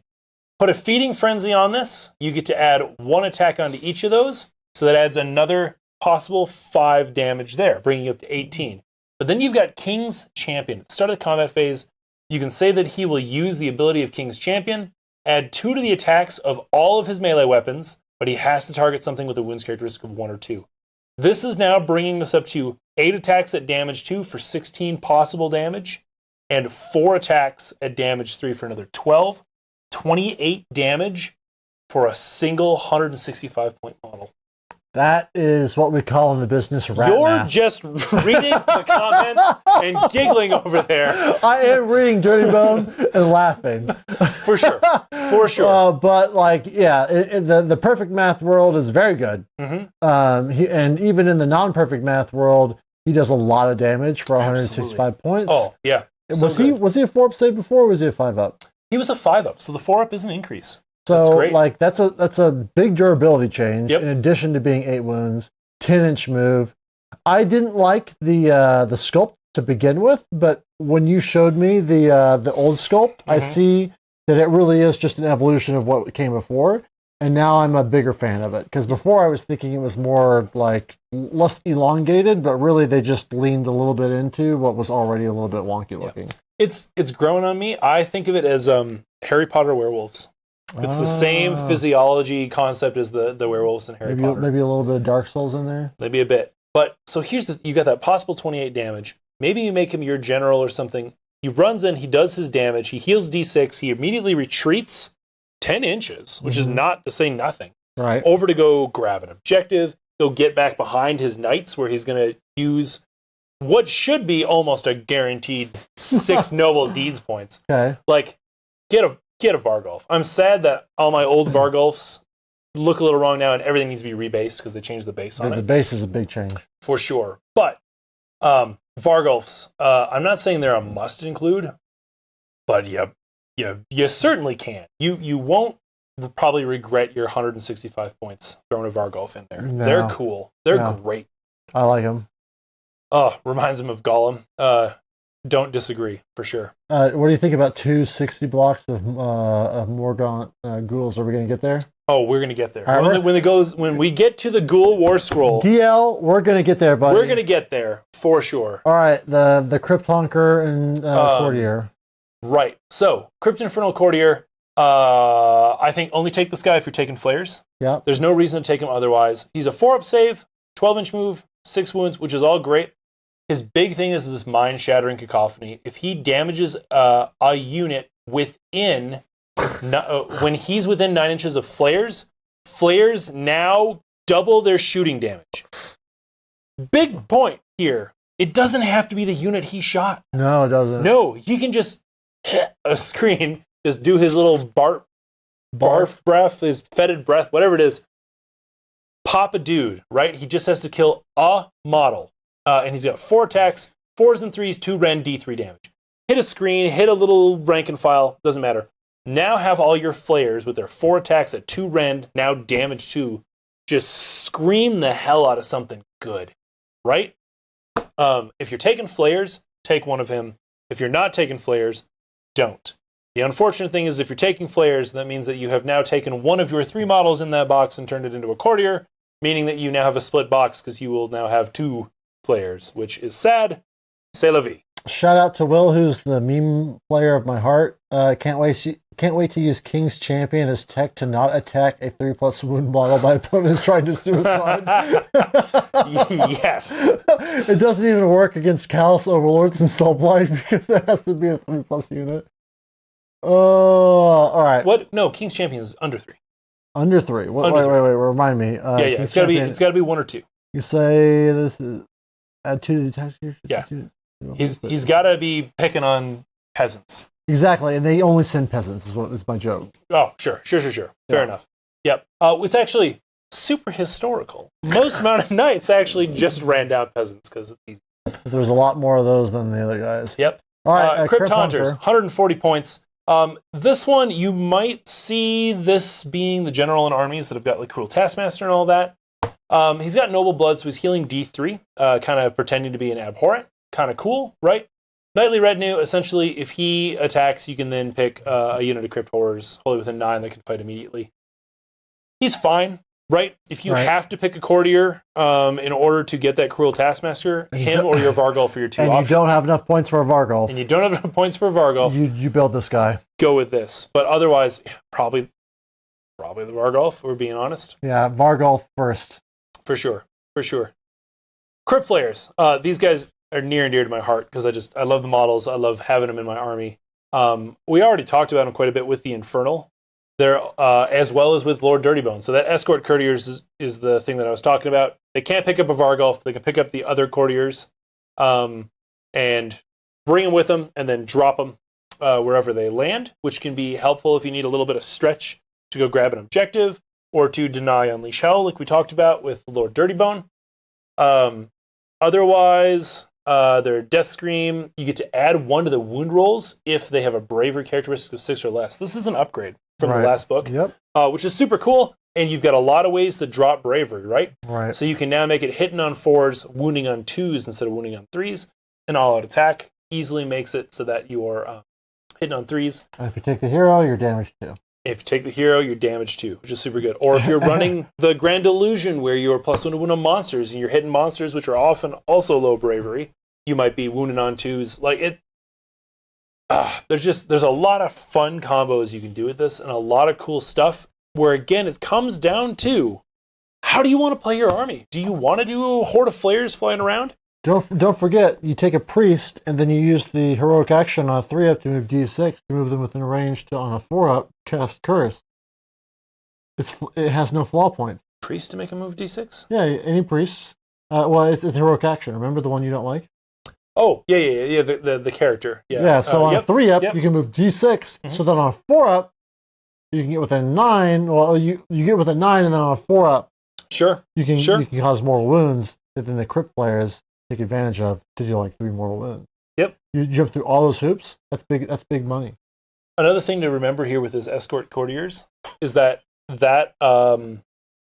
courtier can have moved. You can bring him over, stop him there, and then move them, which is super, super cool. Techie. Another thing with it is that this is one of the units that can go with the Gore Ward and run high. So you can drop 9 of these boys 9 inches outside. They got a screaming range of 10, which means that you're going to be missing a couple guys from the back row. No. You could weird W it. Well, no, you could do a weird W and still do it. It just has to be a really long W. Right. To get that figured out. But there's a lot of play with it, right? Yeah. They've got play. I think that they need a little bit more practice than the Crypt Horrors do, though. Oh, for sure. So the Crypt Horrors, 130 points for 3, which is getting you 12 wounds. So, you're like 12 points a wound. Beautiful. Fantastic. These guys are going to be the anvils of 80, 90% of all the lists that you see, right?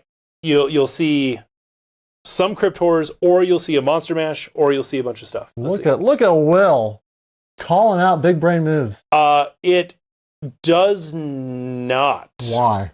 Because it doesn't set it up at the end of the movement phase. It sends it up when they're finished moving.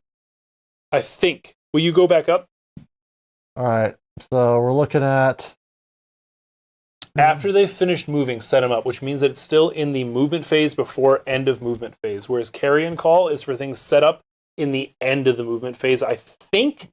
But if we want to go back up to the Arc Regent. All right, we're gonna take a trip here. We're all going on a journey back through time.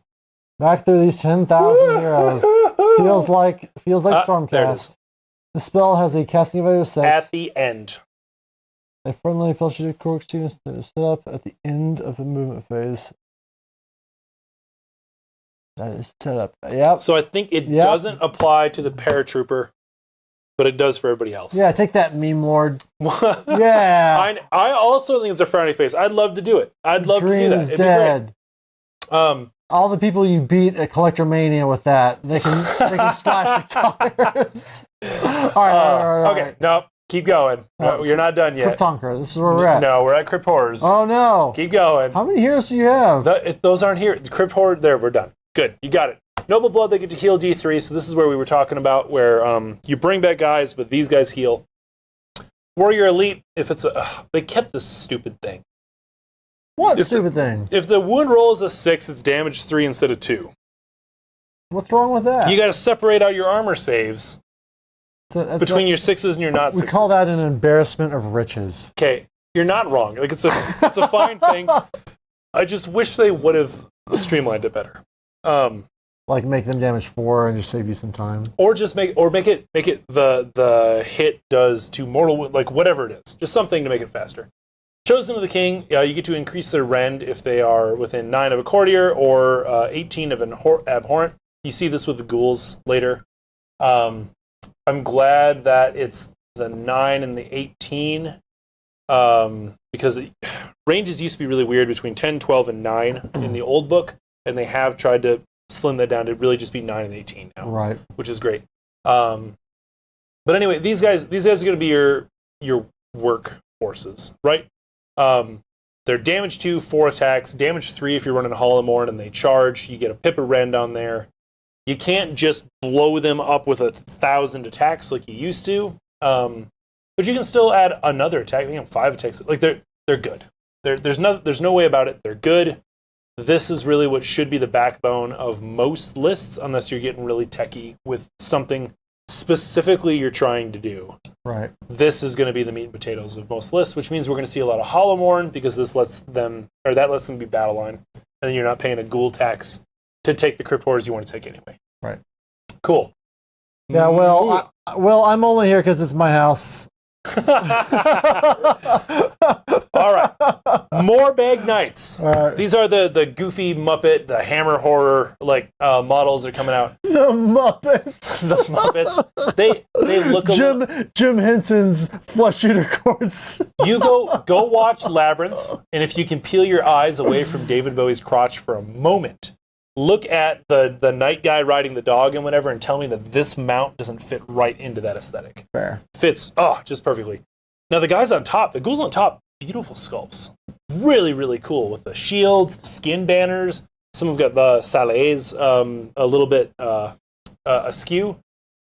So good. The mount, a little goofy, but I'm excited to read the book and read the lore and see why. Because with all of these guys, the lore has it to where you started as a ghoul, and then through ascending the ranks, you become these other things. So whether it's drinking your noble's blood in a chalice at a feast, or it's had dragon blood added to it, or et cetera, it leads to all of these mutations of ghouls.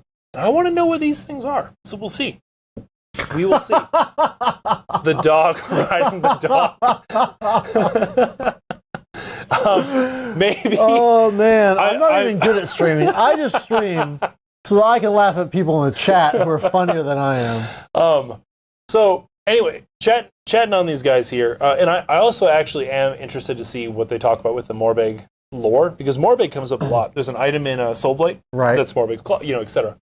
I did not put that together. Why don't these give you a casting bonus if you anyway? Right. They're only 3 wounds each, which is kind of slight, I think. I don't know. That's Chaos Warrior. But it's probably because I'm used to flayers and horrors, right? It's because they're only a 4-up save, so I'm used to being well, at least I got a little more meat on my bones. They're move 12, just like a flare. Their lance, 2 attacks, 3s and 3s, 1 rend, 1 damage. But I think, do they get extra damage when they charge? Not from that. Not from that. Not from that. Not from that. Okay, so no. So they don't do very much damage. We're gonna be honest. The mount, 3 attacks, 3s and 3s, 1 rend, 2 damage. That's a little bit better. But they've got a bunch of fancy special rules, right? And it always comes down to the new models get a bunch of fancy special rules.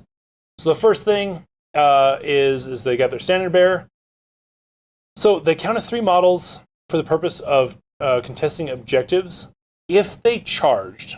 Okay. So they're good at taking things. But that's about it. Musician, add 1 to run rolls and charge rolls if they got a hornblower, which is awesome because you combine that with Crusading Army. Now you're at +2.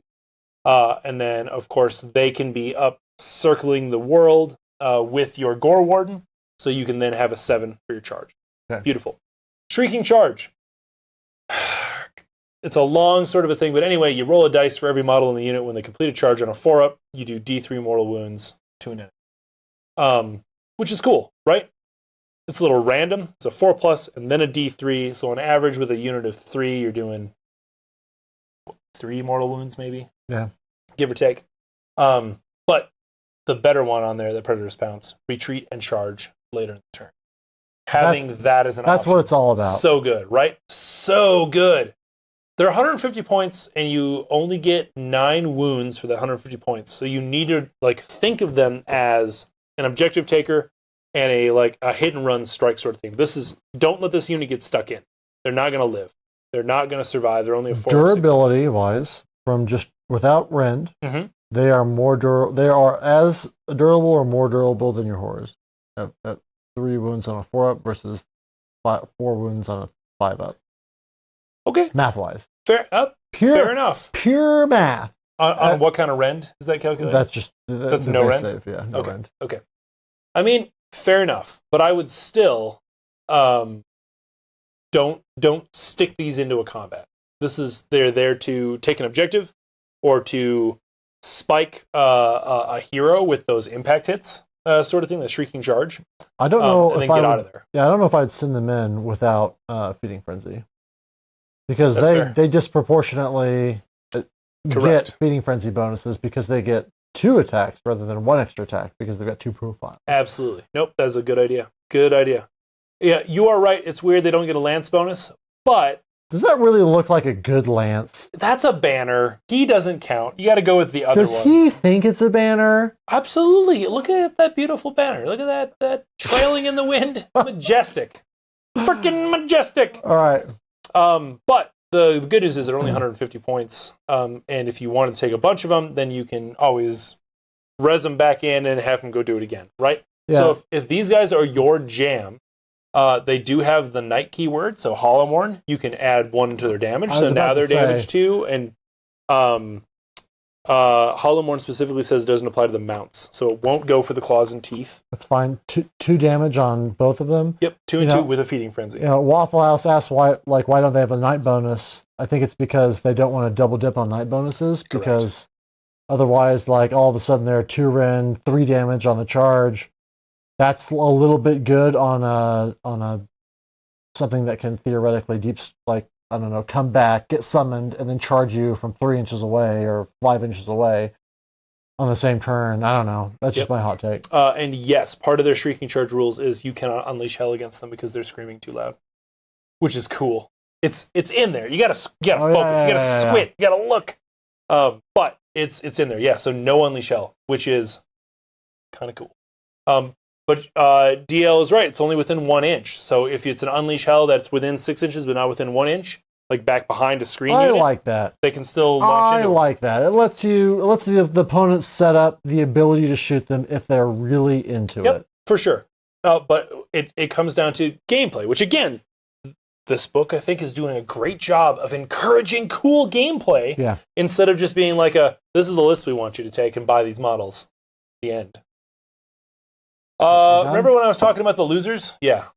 Oh no, losers with great models. Royal Beast Flayers. So they didn't get any worse. Nothing changed, actually. They're the complete same, which means that they're still fine. The reason why they're losers is because I wish that they would have had the opportunity to be battle line in something. But they're serfs. They can be brought back with muster, though, right? Oh, then yes. They absolutely can. Sweet. They do have the serf keyword. We talked about this off screen. For sure. Yeah. And we thought that there was no serf keyword. So what that means is that they can be brought back with a normal muster. They can also be brought back with the the full revive, which is great. The one thing I would have loved to have seen for the Royal Beast Flayers is if they were battle line in Gristlegore or something. just to give them more of a Ooh. place in the army. Like if a crypt haunter or a crypt courtier Mm-hmm. was general, then you could take these as battle line. Just something that would all of a sudden give him a role, because right now his role is to be worse than everyone else. for sure. I agree. Like something like that. But otherwise, no rules changes on them. They still shut down monsters' actions and drop the damage characteristic of monsters within 3 inches by 1, which is super cool. The problem is when you start list building, you're going to find out that you are really starting to get tight for points when you want to get all the heroes you want in there, and you got your 3 battle line units. Is it worth putting in Royal Beast Flayers when they're competing up against like Morbag Knights and etc.? Morbag Knights, by the way, can be battle line if a Gore Warden is your general. And that's an easy thing to make your general. Correct, yeah.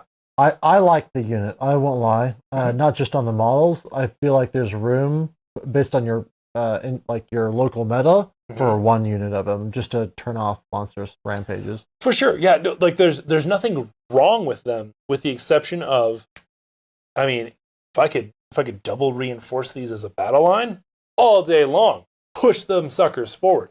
They're great. The sculpts are great. They're fluffy. They're fun. They didn't quite get what they needed, which is unfortunate. However, a cool thing to think about with them having the serfs rule is that if you're taking either the cruel taskmaster or even just the general bring back, right? That guy with the halberd has 3 wounds and the monkeys have 2. Yeah, it's efficient. So Very efficient. you can pull them out and then put those guys back in for just a cost of 1 point. So that's pretty great. That's not bad. Or if you take the sub-faction, is it sub-faction or command trait where... Oh, it's Cruel Taskmaster. Command trait. Yep, if you take the Cruel Taskmaster, all of a sudden for Get 1 2. point you're bringing back, 5 wounds? 6, yeah.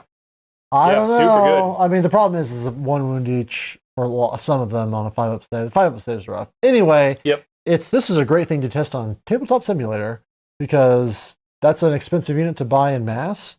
But if it's ultimately your playstyle and they do well for you, then they're beautiful. They're super cool, gorgeous models. They're also an absolute pain in the ass to custom order a movement tray for.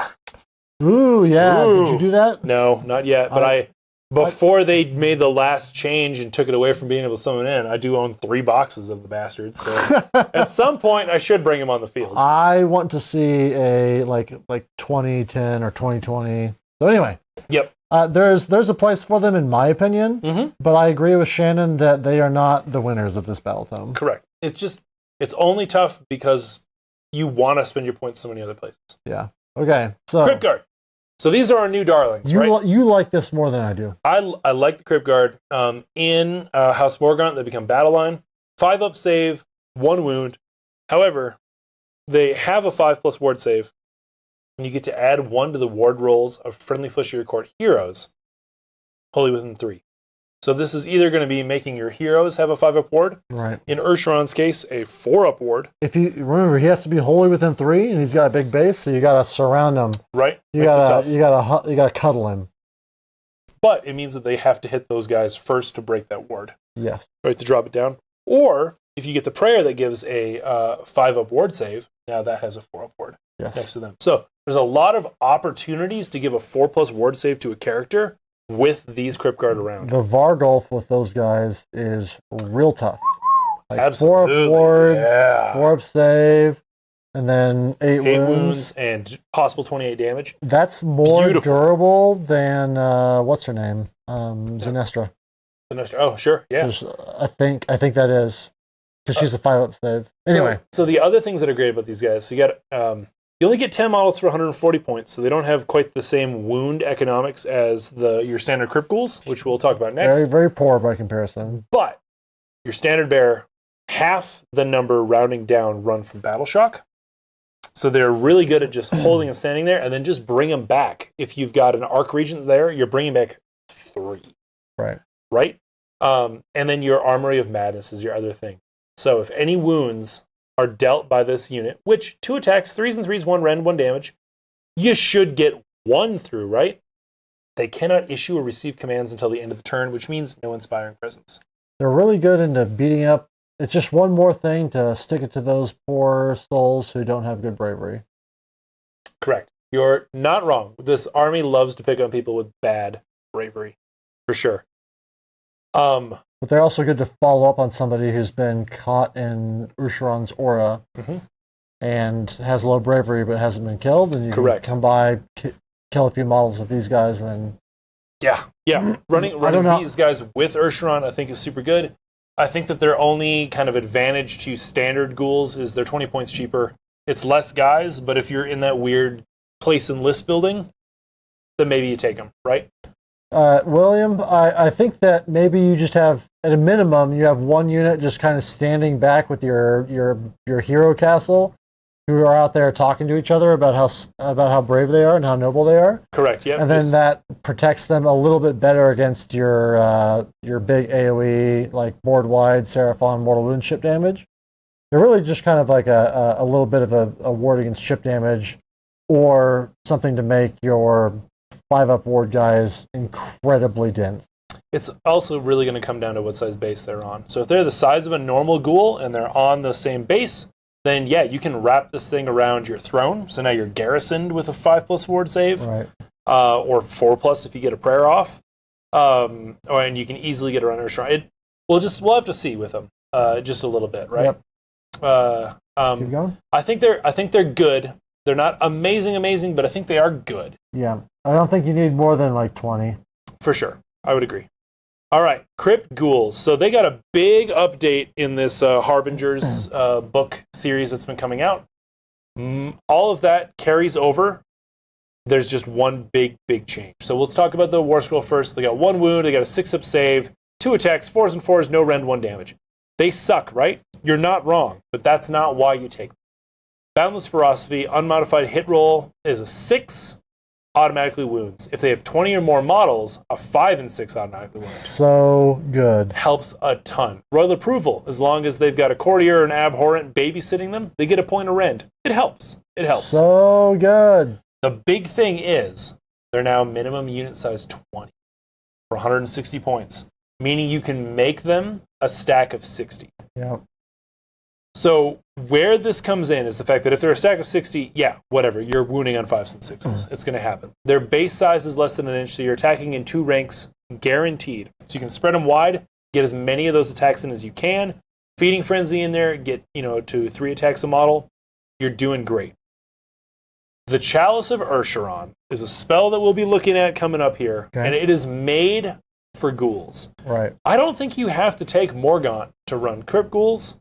Quite frankly, if you're really going with Crypt Ghouls, which are always battle line, I'd maybe be tempted to run Blister Skin, unless you really want the Noble Deeds points and you're just like bringing back ghouls and you've got Archregents sitting there behind them, bringing back 3 every time. Like there's so much ability to just bring them back forever, which is absolutely amazing. Well, DL calls out the Crypt Guarder on 25s. Okay, yeah. So if that's better. Yep. It's way better. Yeah, for sure. Then that makes it absolutely solid. You can conga line them out. So these with these Crypt Ghouls, really what you're looking at is recursion and then just weight of dice to try to get stuff through. I think this is our last War Scroll since they dropped the Grimwatch. Yep. Can you go down to the Chalice? I don't know if it's going to be the first spell that they list or not. No, it's not. So let's go down to the Chalice. We'll come back to the Barricade. So the Chalice of Ursharon, freaking amazing spell. It's only 50 points. It's predatory now. That's a change. Good. So it used to be you cast it, you had to have it pop up within 24 inches and it stayed there. Now you can move it up to 8 inches. Auto include this in your list if you are running Flesh Eater Courts. Well, Flesh Eater Courts with dudes, right? Because it's not as good when you're dealing with. No, it's still super. It's not as good with knights. If you're running monsters or if you're running serfs. Chalice of Ursharon. Knights, you can think about it, right? You can think about it. So for everything that dies within 12 inches of it, you keep track. Like do a little dice clicker next to it. And then at the end of, let's see if they've changed this for when you roll it.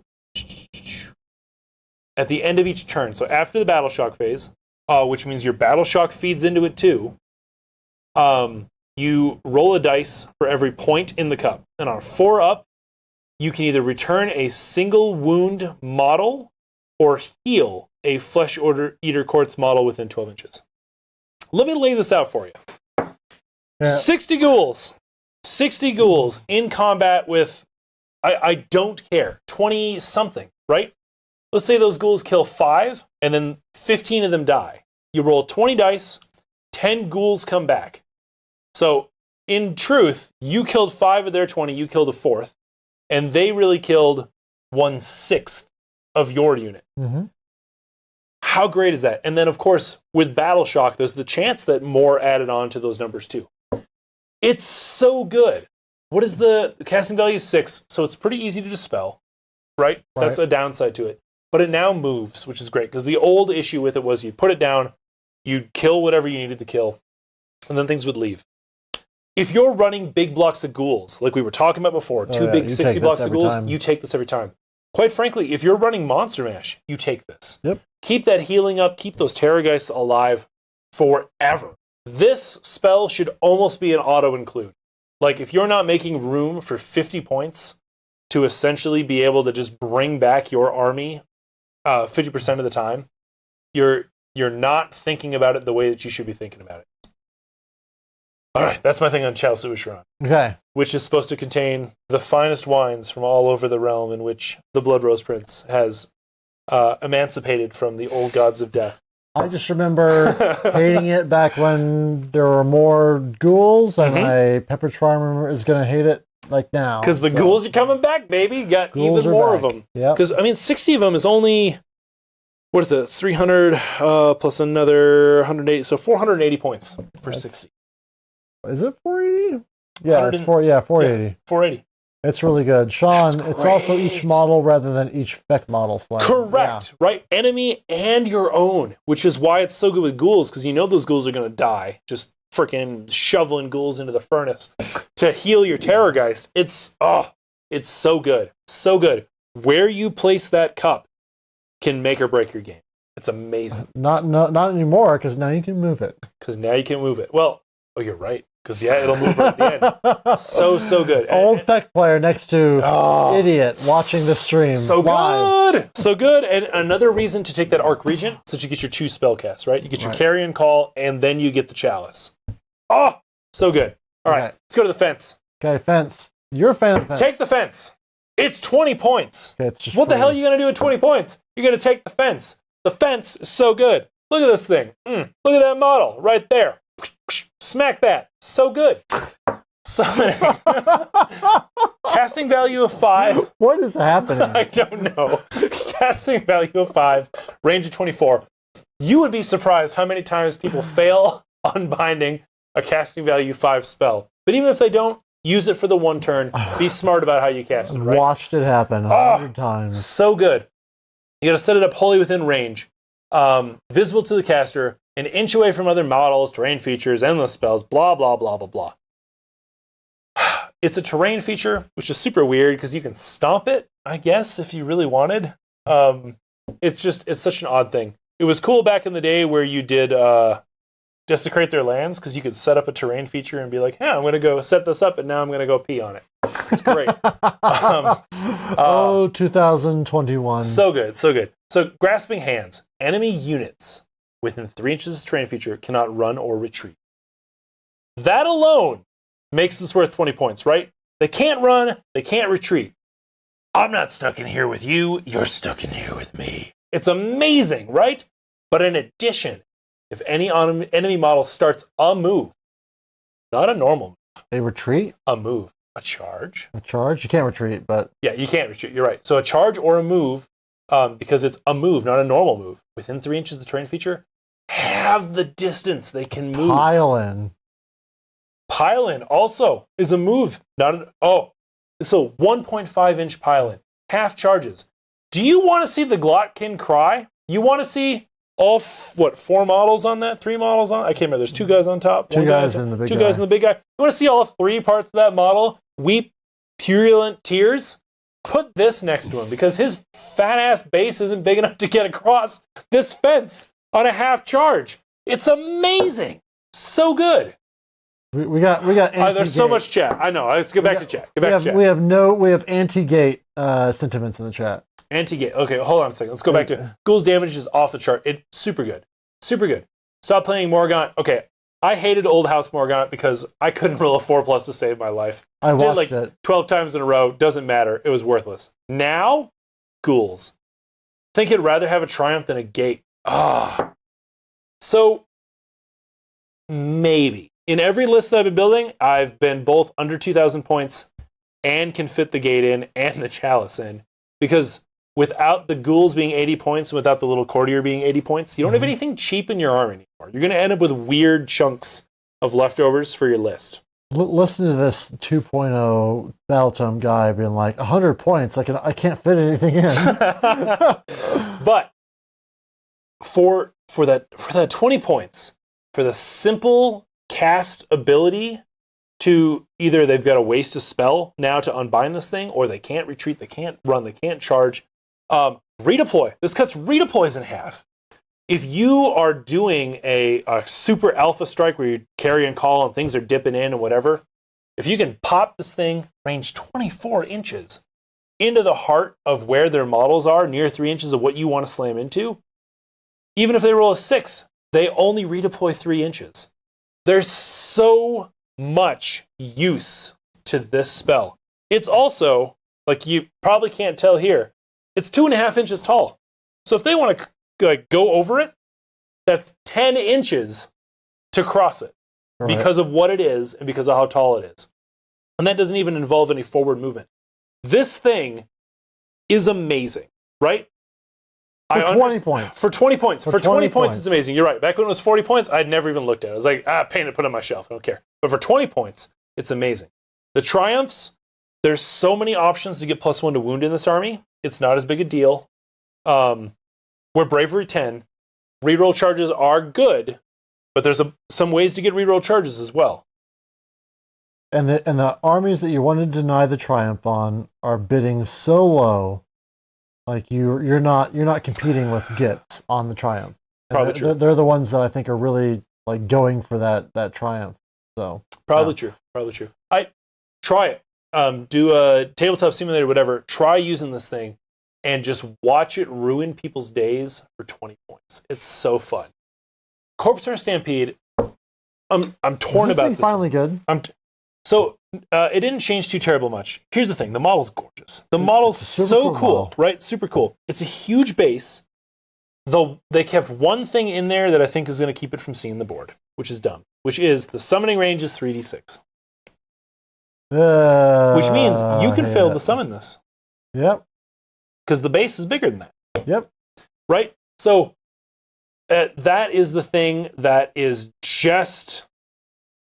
it's just the dumbest. But after that, in moves 12, everything it crosses, you roll 6 dice, and if you roll higher than their wounds characteristic, it does a mortal wound, and a 6 always does it. So if you can hit a sweet little pocket of dudes, this thing could do 18 mortal wounds easily, just dancing around, right?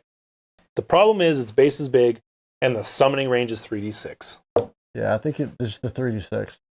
Will, I think I take it over Triumph after Primal Dice go away. I guess I don't understand that, because what do Primal Dice? Because the Primal Dice will make it easier to stop it from casting, and it almost a guaranteed to get rid of it, right? That's fair. And that I understand, but again, it's 20 points. Like 20 points to make them have to waste those Primal Dice is great. You move through Endless Not Over, correct, except it's terrain. Yeah, read that War Scroll. It's actually terrain. You can't walk over it. Yep. So you can smash to rubble it and get rid of its rule. But imagine doing that instead of a roar. Like you've already won. Yeah. It's oh man. So it's just such a tech piece, right? It's such a techie little thing. Put it on just the edge of an objective, so they have to go around it to go contest an objective, and watch them have to sit there and be like, well. Do I give up a spell cast to get rid of it? Or spend a spell to get rid of it. Like, just make them pay for something, because your spells aren't as important as they used to be. You've Correct. got one really good one, but you've still got a lot of spellcasters. Yep. So you've got the spellcast to crap out a dumb gate. For sure. A dumb wall. For sure. This the Corpse Runner Stampede, I don't think we're going to see it on the table. No. Maybe they'll do some points drops in the future, and then maybe we'll see it. But at 60 points, it's just unfortunate, no, because it's such a sweet model. It's an unfortunate no. Yeah. Oh, man, we made it through, right? I can't believe it. But me neither. Also, the fact that Ursharon's only 10 points more than the guy on Terrorgeist is a little silly. Crime. It's a little silly. Little silly, for sure. But I think it's a great book because it's got 4 subfactions that all have merit. It's got, at least like me looking at it, it's got 4 really fun ways to play. Monster Mash, Deep Strike, Alpha Strike, Night Stampede, Ghouls Forever, right? And I'm sure there's more ways to do it too. But there's options in here that are valid options. And I think that's what makes a book a good book, right? Some variety. Variety, for sure. Just some cool stuff with it. I'm excited to get a good long chunk of gameplay out of it. Sorry, DL taking shots. 20 points is too much. Oh, well, maybe he's talking about the... He might be talking about the Corpse Runner Stampede. Yeah. You don't know that. Because that could be fine. 60 points for that one. Yeah, that's too much. Yeah, this is another case of them not knowing how many points an endless spell should be. Correct. So yeah, I'm with you. I think that it's a better book than it used to be. Yeah. Oh yeah. Once the full range is released and you can buy Ursharon, I'm sure that we'll see lots of that. Yep. Our next battle report is going to be Feck versus Nurgle. Yeah. We haven't figured out the Nurgle list yet. I've got 2 options. The problem is that I'm running it and I'm bad at Nurgle. We were going to do it Sunday, but we don't get the box until Saturday, so that doesn't give you enough time to build paint. If I wasn't doing anything Saturday, then that would totally be enough time. That's but fucking I crazy. am doing something Saturday, so it will need to be at least sometime into that next week. Yeah, so it's not going to be this week, but it's going to be hopefully sometime next week. And then the battle report after that is going to be Derek, who was in chat earlier. Mm-hmm. He's going to be in town, and I think it's going to be Shannon versus maybe Bone Reapers. I don't know. Could Death be. on Death. We'll see. You used to complain about it, but now that Death is ascendant, maybe it's going to be a little bit more of a game. Could be. So could be. OBR is sitting real strong right now, so we'll have to see. Any final thoughts before we sign off? But the final thoughts are